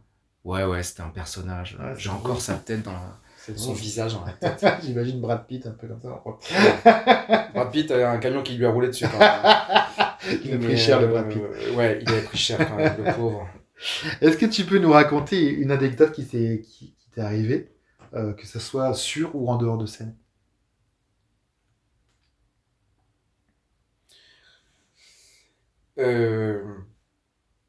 Une anecdote de quel type ce que tu veux. Ça peut être un truc drôle, ça peut être un truc triste, ça peut être je sais pas, un truc qui... je peux te raconter, je vais te raconter une anecdote, pas parce que je l'ai intégré dans le spectacle, et je l'ai intégré dans mon spectacle, mais parce qu'elle est représentative de plein de moments. En l'occurrence, c'est une anecdote pipi-caca. Bon, ok. Ça y est, c'est dit, voilà, on va parler de caca, très bien. Très bien. Mais en fait, je trouve que c'est ces moments-là aussi extrêmement corporels, bassement corporels. Ah oui, oui. Qui nous échappent un peu, tu vois. Bien sûr. Tu as besoin d'aller aux toilettes, tu vas aux toilettes. Ouais. Des fois, les enfants, ils ont besoin d'aller aux toilettes, mais il n'y a pas de toilettes. Ou ils sont malades, ou je sais pas quoi. Ouais. Et donc, il y a eu un moment que j'avais vécu quand j'étais enfant, que tout le monde vit. Des fois, on est malade, on sait pas, on vomit quelque part, ou je sais pas quoi. Et en l'occurrence, là, c'était mes enfants. Mes deux enfants, j'y avais pas le troisième encore. Dans un train, retour de vacances. Train bondé, parce que période de grève. Donc, plus de gens qu'il n'en faut. Moins de toilettes qu'il n'en faudrait. Surtout quand elles sont cassées. Et gastro. Et là, tu sais que tu vis quelque chose, t'es dans le moment présent. C'est-à-dire que t'es là pour aider tes enfants qui vont pas bien. Et en même temps, t'en as partout. Et tout le monde le sait. Et les gens ne disent rien parce qu'ils savent que l'enfant n'y est pour rien. Oui, bien sûr. Et en même temps, ils veulent pas être à ta place. Et en même temps, ils sont avec toi dans le wagon. Et tu vois, tu vis ça. C'est des moments de... Ça reste des retours de vacances où t'as un enfant qui a la couche qui déborde. Oui, ben voilà. Ça va. On a vécu bien pire dans l'histoire de l'humanité. Bien sûr. Mais c'est quand même, je trouve, des anecdotes où tu te sens, d'une manière ou d'une autre, relié. Tu te sens relié aux gens qui t'entourent. Ah bah oui, tu m'étonnes. Ok. Tu te sens relié aux gens qui t'entourent. Bah, ça revient un peu à la liaison, là, avec toi, avec Daniel, moi, avec le vagabond. Il y a un moment, il y a une liaison qui se fait. Oui, bien sûr. Cette liaison-là. Bien sûr. C'est vrai. Non, t'as raison. Et ça marque. Comme quand les gens parlent de la victoire 98, des JO. Ouais, bien sûr. Parce qu'on vivait quelque chose en même temps. Ouais, je comprends. Et est-ce que tu peux me dire ce que tu préfères entre la création, les répétitions, les représentations et les tournées, si toutefois tu as eu la chance d'aller en tournée? Les tournées, j'en ai vécu 2 micro-tournées de théâtre et surtout une un peu plus grosse en opéra. J'étais très stressé parce que j'étais censé être... j'étais l'assistant de la mise en scène qui gérait la mise en scène et l'équipe. Génial comme expérience, mais extrêmement stressant pour moi. Je dirais que la tournée n'est pas quelque chose que j'apprécie spécialement parce que tu sors un peu de ton cadre. Oui, t'as le côté un peu colonie de vacances, groupe, on est soudés, mais c'est pas une chose que j'ai vraiment appréciée. C'est pas ce que tu kiffes le plus. Non, d'ailleurs c'est une partie du métier d'artiste qui m'a toujours un peu saoulé de te dire que si ça fonctionne, il faut que tu tournes, et c'est très bien que ça tourne, parce que du coup, c'est des dates, tu découvres plein de choses. J'adore voyager, mais la tournée en tant que telle, ça me casse un peu les pieds. Non, je trouve que ce qui est beau, c'est en fait, c'est quand tu joues et que tu crées en même temps que tu joues. C'est-à-dire que t'as bien travaillé. Ce moment en répétition où tu arrives à trouver un truc qui fonctionne. Enfin, tu penses que ça fonctionne. Tu joues en scène, ça fonctionne. Et en même temps, un soir où tu joues le truc qui fonctionne, il y a un truc qui vient en plus, qui est spontané. Oui. Ça, là. C'est les meilleurs moments. Ah, punaise. Ça, la petite cerise sur le gâteau, c'est bonheur. Parce que l'ensemble, la structure est là, ton croquant rouge, il est bien, et tu rajoutes la petite dragée tout en haut, tu sais. Ça, je pense que c'est ça. C'est quand même dans le moment de jeu, mais c'est un moment de jeu où tu es en train de... Oui, il y a eu un écart de génie d'un coup, et puis hop, tu le testes, et là tu vois que ça marche. Je sais même pas si tu le testes, c'est-à-dire que ce que tu as travaillé, tu le lances. Il sort, il se vit à ce moment-là. Oui, bien sûr, tout à fait.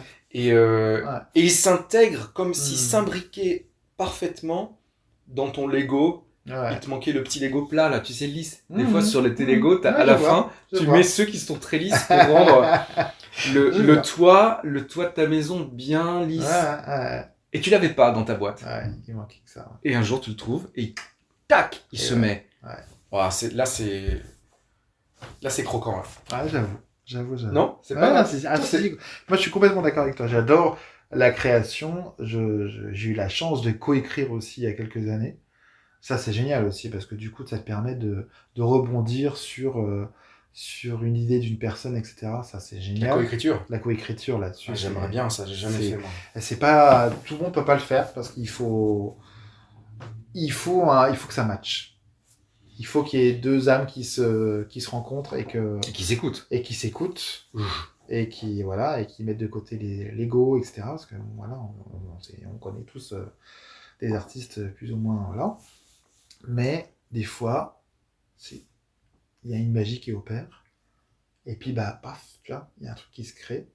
Moi, j'ai eu la chance d'écrire comme ça avec des gens formidables. Et après, voilà, j'ai voulu écrire tout seul, mais à l'époque, moi, j'avais trouvé ça génial parce que tu rebondis, tu crées. Et moi, ce que je kiffe encore plus, là, dans mes dernières expériences théâtrales, c'était lors des répétitions. Il y a un comédien qui tente un truc qui n'était pas écrit, et là, t'exploses de rire.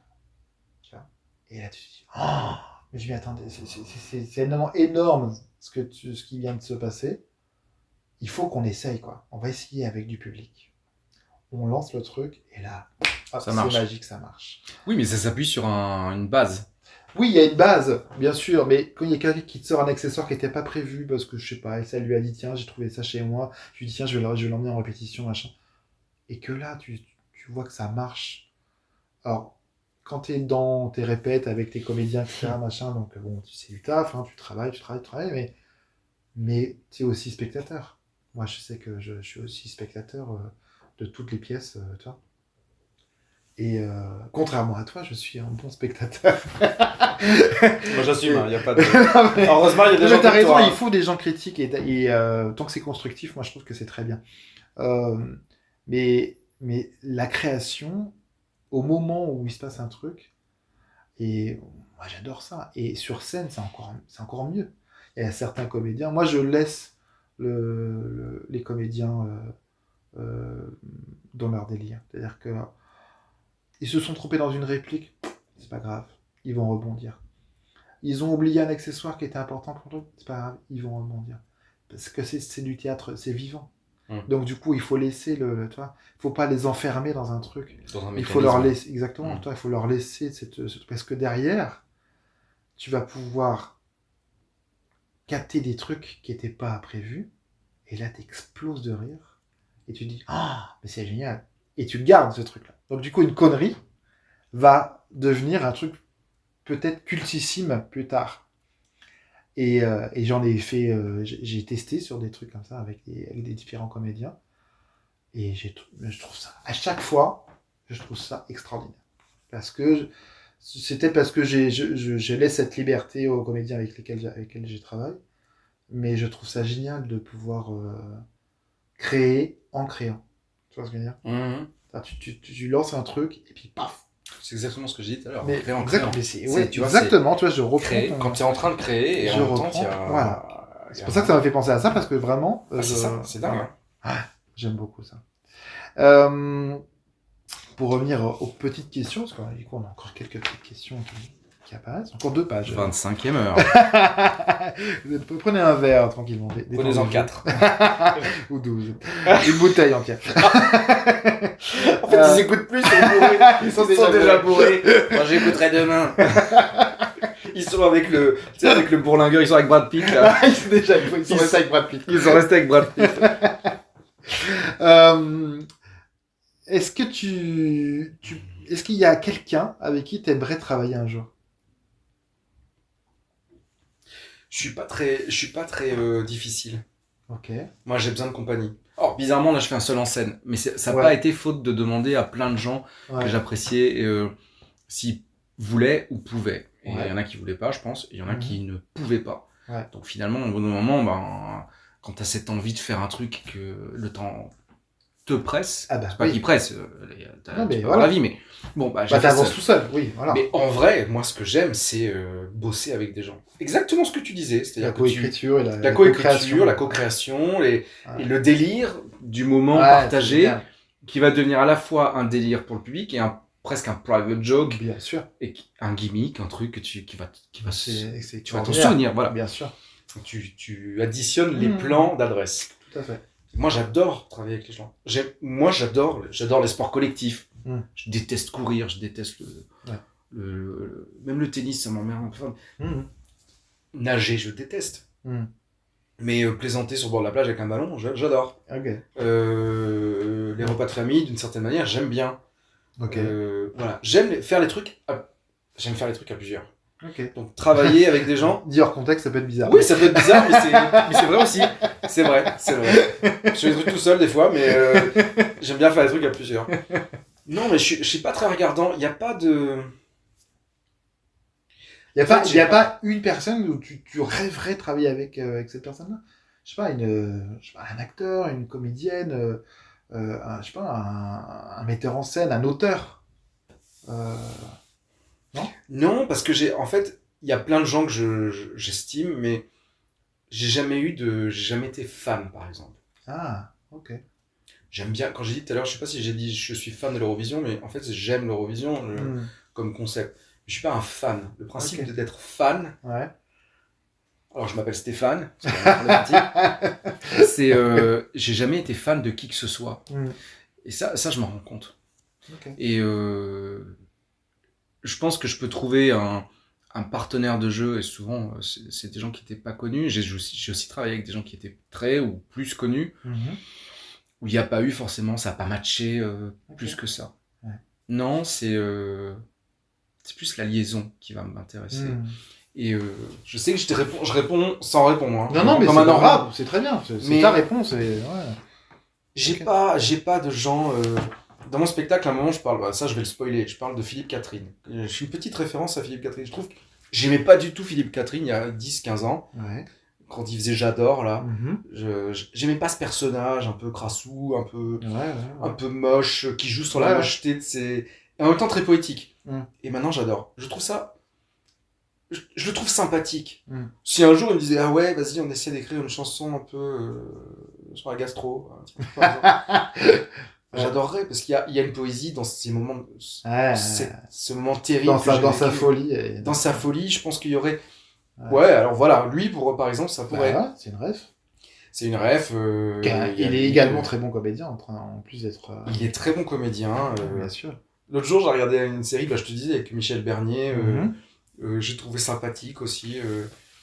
Mais j'ai pas. Ouais. Non.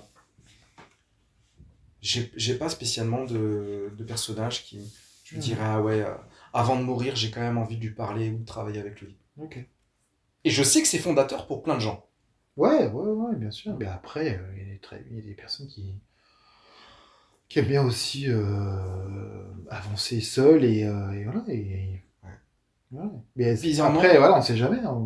Une rencontre fait qu'un jour, peut-être, tu vas avoir un match avec une personne et puis tu vas vouloir créer quelque chose avec cette personne-là.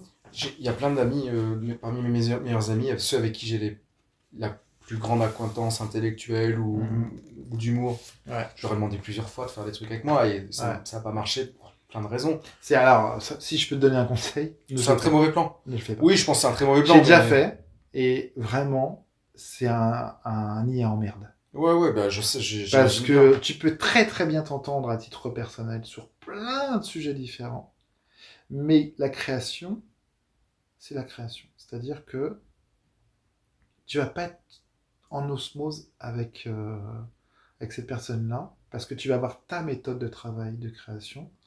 Si ça ne matche pas tout de suite... Ouais, tu risques de foutre en l'air le reste de la relation. Ouais. Mais alors, moment narcissique. En fait, j'ai mis tellement de temps à me dire que je pouvais moi-même travailler avec moi-même. Ouais. Non, mais c'est vrai, c'est d'avoir cette espèce de saut. Ouais. C'est même pas un sursaut, c'est un saut dans le vide. Cette mise à nu. Ouais. La mise à nu, c'est travailler c'est un peu travailler avec soi-même. Bien sûr. Finalement, je suis content de travailler avec moi-même en ce moment. Ouais. Voilà. Mais t'as bien raison, il faut. De toute façon, on peut que compter sur soi-même. Et j'espère continuer à travailler avec moi-même. Mais tu vois, moi, c'est aussi pour ça que j'ai fait ce podcast. Parce qu'au final, moi, j'adore coécrire, j'adore, etc. Mais tout le monde n'est pas disponible. Tout le monde n'est pas... Voilà. Donc, en fait, à un moment donné, vulgairement, tu vas dire, tu poses tes couilles sur la table, tu vois, et en fait, tu te lances, quoi. Tu fais. Et tu fais. Et tu crées. Et tu as besoin de personne. Et tu le fais. Et tu avances. Et après, ça peut t'ouvrir d'autres portes. Ça peut tu vois, il y a des opportunités qui vont s'ouvrir, tu vois, au fur et à mesure, des rencontres, etc. Moi, je le fais pour le kiff de rencontrer, tu vois, des gens du théâtre. Mais si ça peut, évidemment, derrière m'ouvrir des portes pour que je puisse lancer mes propres projets artistiques autres qu'un podcast, évidemment, je vais le faire.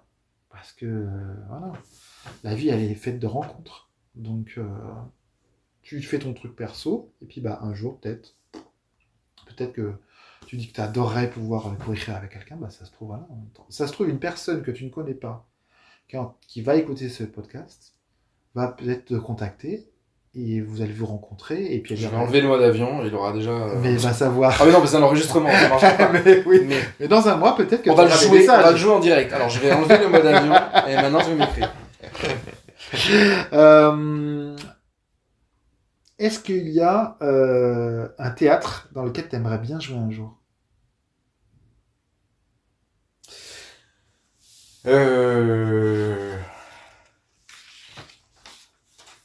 Ouais, bah oui, l'Olympia, j'aimerais bien jouer à l'Olympia. Ouais. Bien sûr. Mais ça, c'est le musicien qui parle ou c'est le théâtre? C'est un peu les deux. Ouais. Mais... Après, c'est mythique, hein, l'Olympia. Ouais, c'est mythique. Et en même temps, est-ce que c'est là-bas que tu te fais les meilleurs kiffs? Ah, je peux te dire que ça doit être quand même dans ta checklist, quand même, de dire, j'ai fait l'Olympia, quand même. Ça va être... Ouais, dans une checklist, de voir ton nom en rouge, là, le truc... ouais. C'est un gros kiff, quand même. Hein. Ouais, c'est un gros kiff. En sachant tous les grands qui sont passés sur cette scène. C'est surtout ça, ouais. C'est quand même dingue. Tu vois? Oui, parce que t'as un moment de reconnaissance, t'as un aboutissement de quelque chose. Bien sûr. Mais en fait, non. C'est un peu comme les gens, en fait. La question des salles... en fait, mais, par exemple, quand j'étais enfant, on vivait dans ce village, on n'allait pas beaucoup au cinoche, on n'écoutait pas beaucoup de musique, finalement. On en faisait, mais on n'en écoutait pas beaucoup. Ouais. Et mes parents, pour le coup, ils n'avaient pas non plus cette culture. Cette culture de la... Je suis fan de... Ils étaient très curieux, très... Et on était aussi un peu coupés du monde. Ouais. Pour plein de raisons, on était un peu coupés du monde. Et du coup, j'ai pas développé... Tu peux dire où t'étais quand t'étais... T'es dans le Cantal. Ok. Un village qui en plus n'était pas tout à fait coupé du monde. Hein. Il y a une gare, il y a la route. D'accord.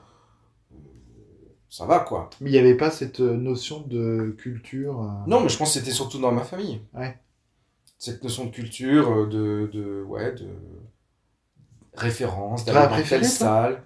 Parce que tu disais que tu as dit des vérités lors de ton spectacle à tes parents qui étaient dans la salle. Est-ce que ça fait partie des choses qui... Non, ça non. Ça, pour le coup, ça m'a jamais gêné.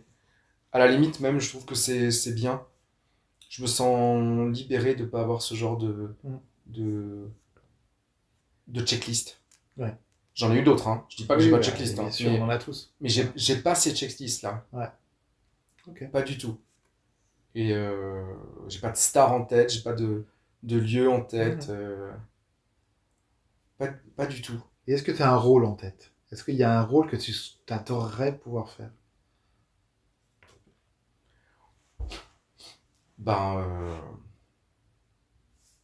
C'est vague, il y en a tellement des rôles. Franchement, quand j'étais gamin, j'adorais... j'aurais voulu faire The Mask. Ah! De Jim Carrey. C'est drôle. Par exemple, ça, c'est ce genre de rôle que j'aimerais faire. Complètement fou, quoi. Ou un méchant, tu vois, un méchant dans un bon James Bond, tu vois. Ah, ouais. Même un mauvais James Bond. Ouais. Ouais, un méchant. Les méchants, ils sont souvent drôles aussi. Oui. Très charismatique. Très charismatique, très marquant, les gens se rappellent des méchants souvent. Ouais, c'est vrai. Ça, j'aime bien. T'aimerais bien ça. Ouais. Un Brad Pitt bourlingueur.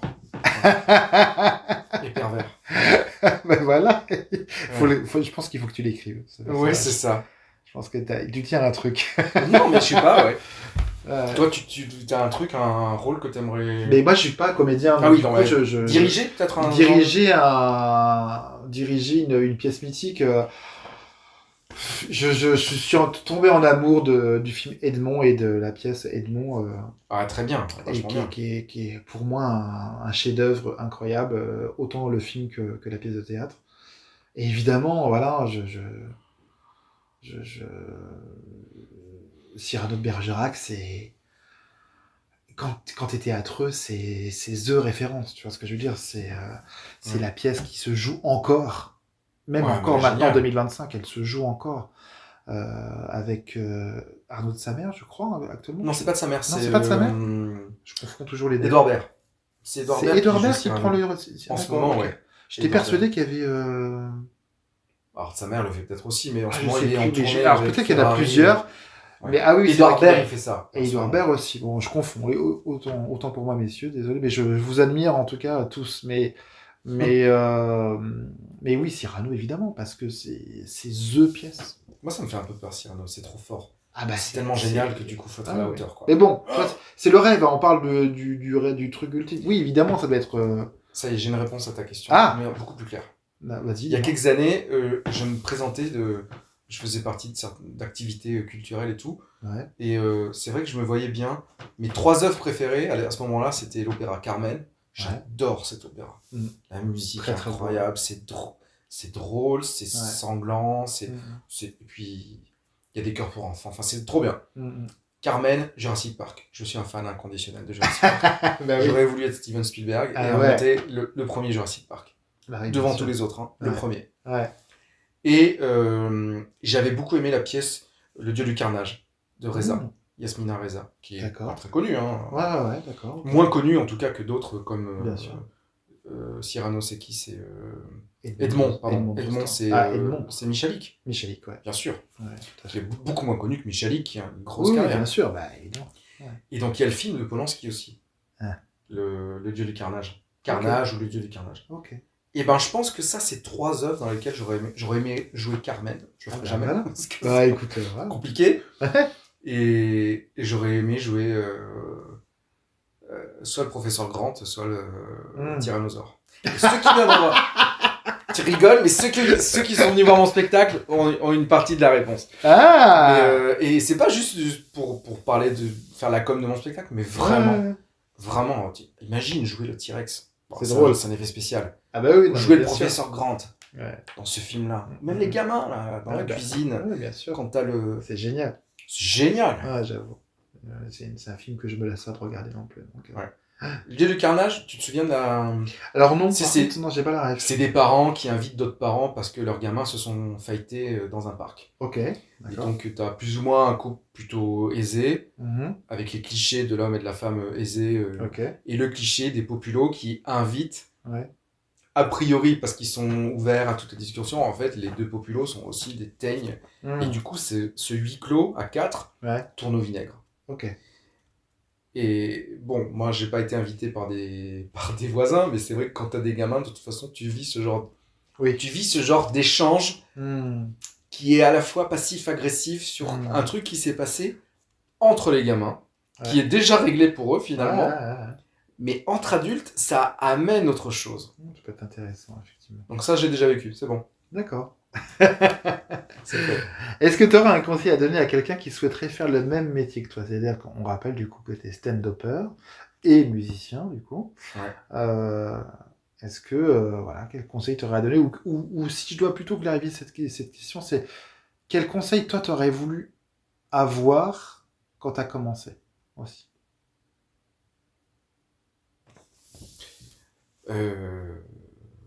Embrasse ta peur. Faut pas dire n'aie pas peur, c'est pas vrai.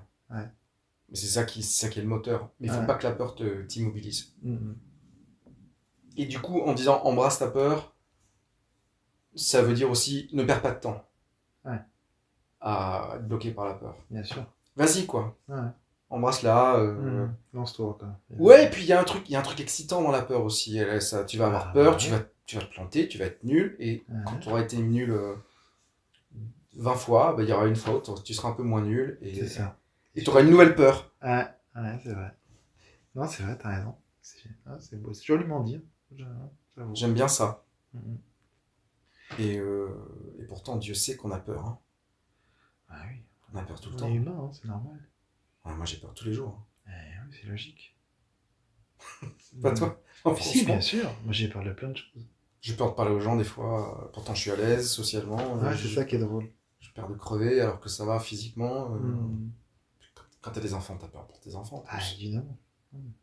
En plus de tes parents ou de tes potes. Ou Oui, c'est des peurs similaires, mais oui, bien sûr. comme ils sont petits, comme ils sont là à cause de toi, t'as pas le même nom. Oui. Ouais, c'est sûr. Ouais. Est-ce que tu avais commencé un peu à en parler, mais est-ce que tu as d'autres passions en dehors du théâtre? J'aime bien parler aux inconnus. Okay. J'aime bien tisser des liens quand je pars en vacances. Ouais, j'aime bien parler aux inconnus. Ok. Tu dirais que c'est une passion de parler avec des inconnus. Oui, parce que c'est un peu comme tout à l'heure quand tu disais avec qui tu voudrais travailler. En fait, juste déjà travailler avec quelqu'un, échanger avec quelqu'un. Ça me plaît vraiment, ça. Ça me fait du bien. Ouais. Ouais, Non, j'ai pas de passion. J'aime bien bouffer. Faire la cuisine, c'est chiant parce que quand t'as des enfants, tu fais beaucoup la cuisine, t'en as marre. Faire la fête, c'est pareil. Si tu fais la fête, tu mets 4 jours pour t'en remettre quand t'as plus de 40 ans. C'est cool, tu vois, mais c'est plus une passion. Pour moi, c'est plus une passion faire la fête. Ouais, non, j'avoue. Ah oui, bah non, c'est une passion quand t'as 20, 30 ans, mais quand on a 40, c'est différent. Ouais. Non, mais déconner. Ça, c'est une passion. Ah bah oui, bien sûr. Rire. Ça, c'est une vraie passion. Refaire le monde à 4h du matin avec tes potes, un verre à la main. Ouais, 4h de l'après-midi, c'est mieux pour moi. Mais moi, 4h du matin, non, c'est... Je vis ma vie de papa. Non, mais en vrai, je sais pas, toi, encore, à 4h du matin... Écoute, moi, je n'ai malheureusement pas encore d'enfants, mais j'ai des amis que je vois très régulièrement qui sont papas. Ouais. Et malgré ça... Alors, c'est des ados maintenant, donc maintenant, elles ont ces 3 filles. Ouais. Elles commencent à être grandes. Mais au-delà des enfants, toi, 4h du mat encore? Rarement, mais quand c'est un moment comme toi, hein, je vais mettre 4 jours, 4h du mat, 4 jours. Voilà, ah oui, c'est ça, hein, c'est à peu près ça. 5h du mat, 5 jours. C'est ça. Ça augmente à chaque fois. C'est pas mal comme calcul. Ah oui, c'est exactement ça. Donc, autant te dire qu'il y a quelques temps de ça, j'avais fait un truc à me coucher à 7-8 heures du mat, j'ai mis une semaine à m'en remettre. Ah ouais, ça parce que, pas du voilà. tout, hein. Ça m'étonne pas du tout. Oui, non, mais tu payes très cher. Eh oui. Mais bon, c'est comme ça. C'est la dure loi de l'âge, on va dire. Ouais. Non, mais déconner, tu disais plaisanter, ouais. Ouais, bien refaire le monde, oui, mais... Moi, j'adore ça, moi. Refaire le monde avec tes meilleurs potes, où tu vois pas les heures passer, tu discutes, tu parles de tout et de rien, et tu profites juste de l'instant. Et des gens, de leur présence. Parce que quand tu as conscience que les gens sont là qu'à un moment donné sur Terre, et on ne sait pas quand est-ce que le moment va s'arrêter, je dis toujours qu'il faut en profiter. Parce que, voilà, que ce soit ta famille, tes proches, les personnes avec qui tu vis au quotidien, il faut profiter du moindre instant, des moindres personnes qui sont importantes pour toi. Voilà. Parce qu'on ne sait pas ce qui peut se passer. Ouais. Voilà. On a survécu à la Covid.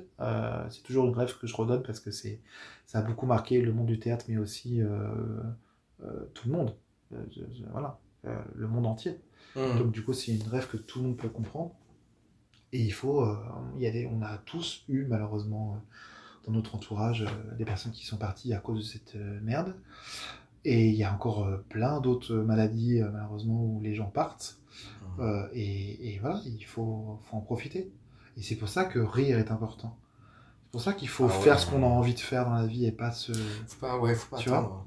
Il faut pas attendre. C'est ça. Même si t'arrives pas à en vivre, tu fais autre chose pour vivre. Et puis, exactement. Faut pas attendre. Tout à fait. Faut pas avoir peur. Ouais. Enfin, non, il faut avoir peur. Il faut pas que ça t'immobilise. Et la bonne peur. Comme le trac. C'est de la bonne peur, finalement, le trac.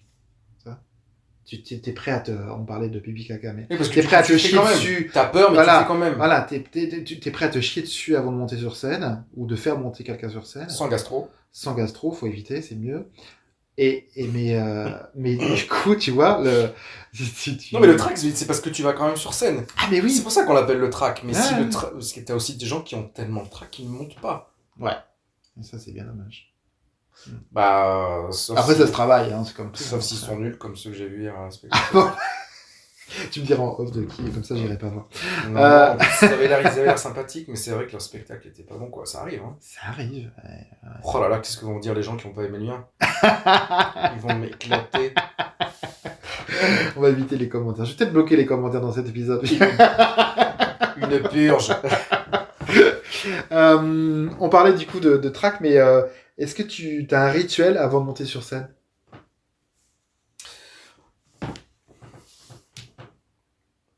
Non. Aucun. Non, j'ai pas de rituel parce que j'ai pas le temps d'avoir un rituel. Je suis pas un gars de rituel. Ok. Je suis pas un mec à T'as rituel. pas un gris-gris, t'as pas un truc, tu dois pas dire 12 fois la même phrase, ou j'en sais rien. Il y a Non. plein de méthodes différentes. Non, je tiens à m'échauffer un peu tu vas trouver ça idiot, mais m'échauffer la bouche. Par exemple, quand je vais en Italie, il me faut quelques jours pour que ma bouche s'habitue. Parce que j'ai toujours l'impression que j'utilise pas mes muscles buccaux de la même manière. Ok. Alors, quand j'en parle à mes potes ou à ma femme, ils se foutent de moi, ils disent, mais tu dis n'importe quoi. Mais si, il y a un peu de ça quand même. Et quand tu vas sur scène, tu n'utilises pas ton corps et ta bouche de la même manière. Et du coup, je tiens à faire des babebibobu, kakekikoku, etc. Mais ça reste un rituel. C'est un petit rituel. Ouais. C'est un petit rituel, mais pour le coup, celui-là, je le mets pas comme... si je le fais pas, je me dis pas que ça va mal se passer. Je dis juste, non, un rituel, c'est pas forcément une sorte de gris-gris ou un truc comme ça, mais c'est ta tendance, tu vois, par exemple, moi j'ai une comédienne avec qui on était à ce micro et qui me disait, bah moi j'ai fait les 100, je fais les 100 pas. Je fais les 100 pas tout le temps, je fais chez tout le monde, toute la troupe, machin, mais je fais les 100 pas. Oui, je pareil. Tu vois. Mais c'est plus qu'un rituel, c'est que mon corps réagit comme ça un peu au trac. Ouais. Il y a un rituel qu'on m'a appris un peu, et je suis en train un peu de l'adopter, c'est de sentir l'espace dans lequel tu vas jouer ou t'exprimer, quoi. Sentir vraiment toucher le sol, les sièges, sentir l'odeur. Pour mieux, et j'avoue, ça m'a beaucoup aidé de sentir, juste te concentrer quelques secondes sur l'état du son autour, les voisins, le bruit de l'électricité qui passe dans les lumières, ou même quand tu vas voir quelqu'un. Ça va arriver d'aller voir quelqu'un, je sais pas, dans un hôpital, avant de le voir, ça peut être un peu émouvant, tu vois, je comprends, bien sûr. Essayer de te poser, ok, ça c'est le contexte dans lequel je vais, et au moins, je suis... Là aussi, ça entraîne un peu ton corps. Bien sûr. Ça entraîne tes billes. Ça entraîne ton âme, je sais pas quoi, à être à ce moment-là, quoi. Ouais, je comprends. Ouais. Sentir. Et l'odeur, ça marche vachement pour moi, l'odeur. Ah ouais? Alors des fois, surtout dans les théâtres, dans les coulisses, ça sent pas forcément très bon. Hein. Ah non, oui. Non, ça dépend qui est passé avant toi. Non, la poussière. Oui, ça sent il y a plein de trucs vieux. Les produits, le maquillage, tout ça, la sueur. La sueur, évidemment, bien sûr. Mais ça t'ancre dans ce moment-là. Déjà, toi, tu t'es échauffé, normalement, donc tu pues. Enfin, ça t'arrive. Oui, bien sûr. Et du coup, ça t'ancre dans ce truc-là. Ouais, c'est vrai. C'est intéressant comme... comme rituel. Ouais, j'avoue. Ouais, j'avoue, ça, je suis en train de l'adopter, ça. On arrive bientôt à la fin de l'épisode. On a encore 2 petites questions. 4 jours plus tard. Restez avec nous, il n'y en a plus pour très longtemps. Est-ce que tu peux nous dire quel est... Alors, on en a commencé à en parler, mais quel est ton actu théâtre? Dans quoi on peut te retrouver en ce moment? Alors, on peut me retrouver un peu sur des scènes de stand-up. Je fais quelques plateaux. Ouais. Parce que ça entraîne. C'est pas, le plateau en ce moment, c'est pas encore l'espace dans lequel je me sens toujours à l'aise. Ouais. Mais j'en fais parce que c'est drôle, c'est formateur, tu revois des amis, tu rencontres des gens. Tout, c'est une autre manière de tester ce que tu essayes de faire en humour. Ok. Mais donc j'en fais en français, en italien. Je participe à des spectacles ponctuellement, notamment en tant qu'accompagnateur et comédien, accompagnateur au piano. Ça c'est ponctuel, je mets sur mes réseaux un petit peu. Ouais. Et puis surtout j'ai mon seul en scène qui s'appelle Daron Noir, qui est programmé au Théâtre dans le 15e à Paris, tous les dimanches, jusqu'en mai. Donc j'ai encore je crois 9 représentations. Pas mal.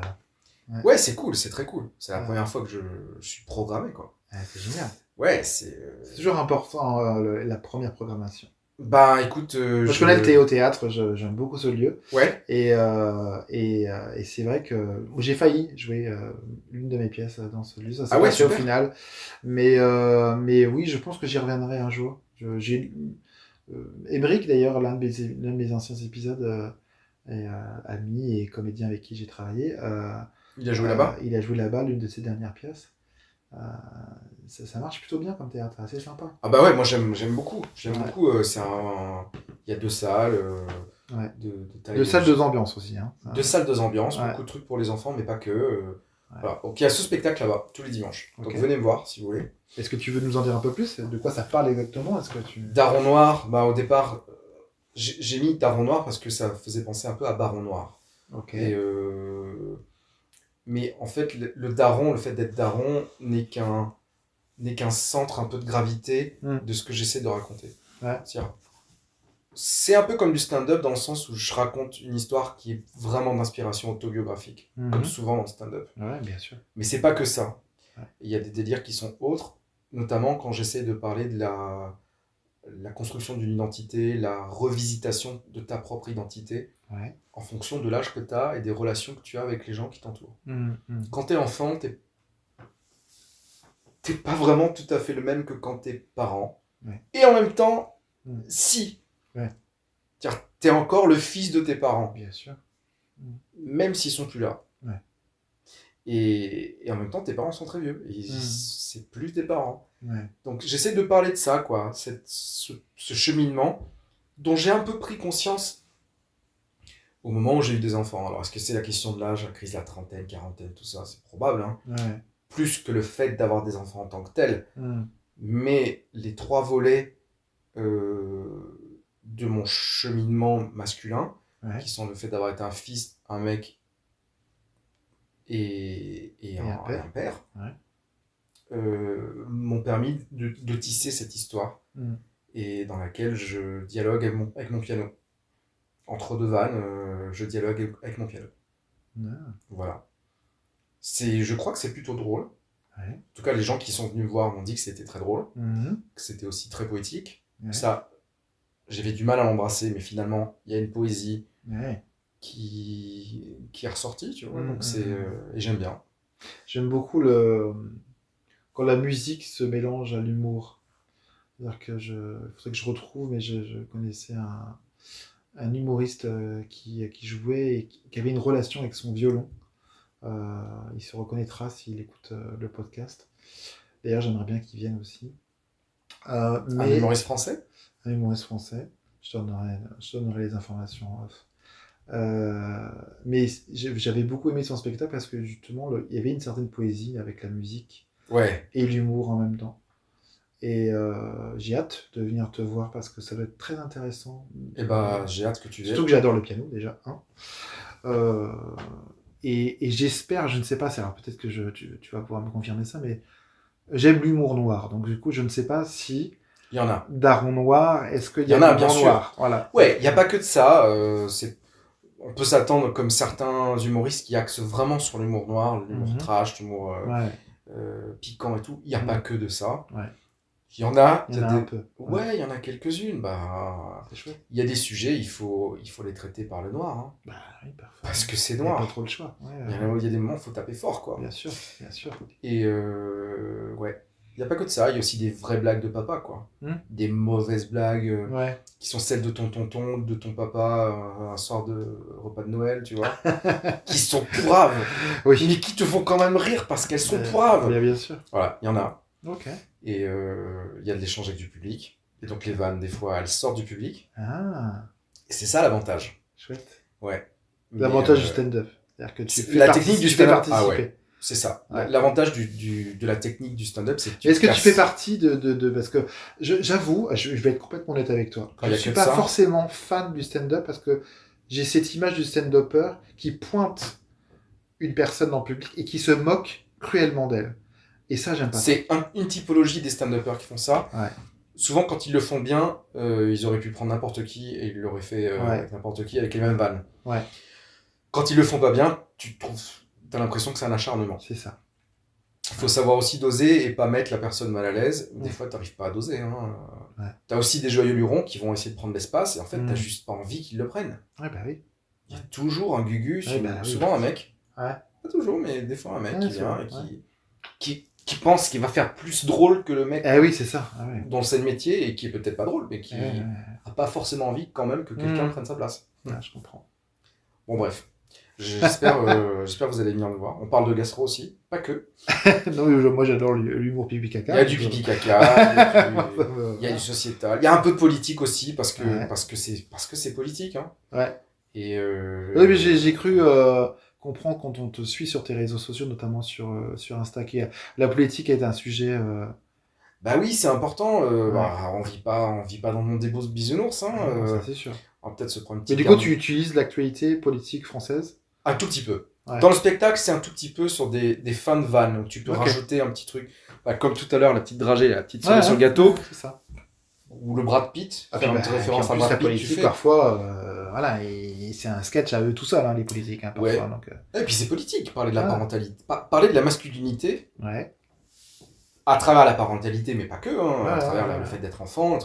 La masculinité, c'est politique, c'est pas en ce moment. Enfin, je veux dire, on a des masculinités qui s'affirment, d'autres qui s'effacent, d'autres qui face aux féminités qui s'affirment et d'autres qui s'effacent. Enfin voilà, c'est hyper politique. Après, est-ce que je parle de la politique, genre des hommes politiques? Non. D'accord. Pas dans le spectacle. Ok. Tant mieux, parce que moi, les hommes politiques, c'est pas ce que je kiffe le plus. Donc, mais j'aime quand quelqu'un utilise les actus, parce que du coup, voilà, ça va être drôle à ce moment-là. Et parfois, voilà, il y a des trucs qui restent et que. Ouais. Mais il faut que ce soit politique. Ça peut. Enfin. Je pense que les gens qui disent leur spectacle. L'humour est politique. La musique est politique. Tout. La musique, un podcast, c'est politique. Bien sûr. Ouais, bien sûr. D'affirmer quelque chose, de toute façon. Ouais. La gastro, c'est politique. La petite dernière question, j'essaie de rebondir après la gastro. La gastro, c'est politique. Ce sera le mot du jour. La gastro, c'est politique. Quels sont tes projets artistiques à venir? Est-ce que tu as quelque chose qui est prévu après ton stand-up, avec ton spectacle actuel? Ouais, bah oui, parce qu'il faut bouffer, comme tu disais. Évidemment. Il y a plusieurs spectacles avec le groupe d'acteurs italiens avec qui je fais du stand-up en italien à Paris. D'accord. On prépare plusieurs projets, spectacles pour enfants, des spectacles pour adultes, plus ou moins politiques, et plus ou moins italiens, en italien ou sur l'Italie, machin. Puis moi j'aimerais bien se préparer un spectacle sur comment dire, sur l'écologie au sens large. Mais une espèce d'écologie à travers la musique. D'accord. Comment est-ce que... Enfin, je peux spoiler un peu, quoi. Comment est-ce que les 4 saisons de Vivaldi, revisitées à travers un texte qui parle aussi d'écologie, de vie urbaine, de vie... peut être à la fois plaisant et politique. Avec en toile de fond, l'écologie. Comment est-ce que les 4 saisons de Vivaldi sont écologiques? Ça, c'est un peu le trailer. Un sujet de... C'est le trailer. Ouais. Les 4 saisons de Vivaldi sont-elles politiques? D'accord. À venir. Okay. Trop bien. Eh ben écoute, on arrive à la fin de ce podcast. On en est à un peu plus d'1h45 d'enregistrement. Ce sera le plus long épisode que j'ai le plaisir d'enregistrer avec un invité.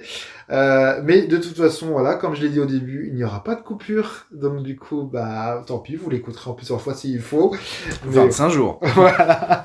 Mais en tout cas, voilà, n'hésitez pas à commenter sur les réseaux sociaux, mais également sur les plateformes. Merci beaucoup, Stéphane. Merci à toi, c'était super. Ouais, c'était très agréable de t'avoir à mon micro. Et j'espère à très bientôt. En tout cas, je suis sûr que je vais venir te voir sur scène, ça c'est sûr. Eh ben moi, je suis sûr que je vais écouter les épisodes du podcast. Eh ben écoute, parfait, génial. À bientôt. Merci beaucoup. Merci beaucoup. Salut. Et voilà, rideau sur cet épisode des Théâtreux. Si vous avez aimé, partagez, likez, criez-le sur les toits ou au moins sur vos réseaux sociaux. Parce que soyons honnêtes, le bouche à oreille, c'est mieux qu'une affiche mal scotchée sur un lampadaire. On se retrouve très bientôt pour un nouveau portrait d'une personnalité du théâtre, avec toujours autant de passion, de coulisses et peut-être même quelques anecdotes croustillantes. Mais ça reste entre nous. Et si l'envie vous prend de passer derrière le micro, Écrivez-moi sur Instagram à les.théâtreux.podcast. Promis, je lis et réponds à tous les messages. Allez, je vous laisse avec cette belle phrase de Jules Renard. Nous voulons de la vie au théâtre et du théâtre dans la vie. À très vite.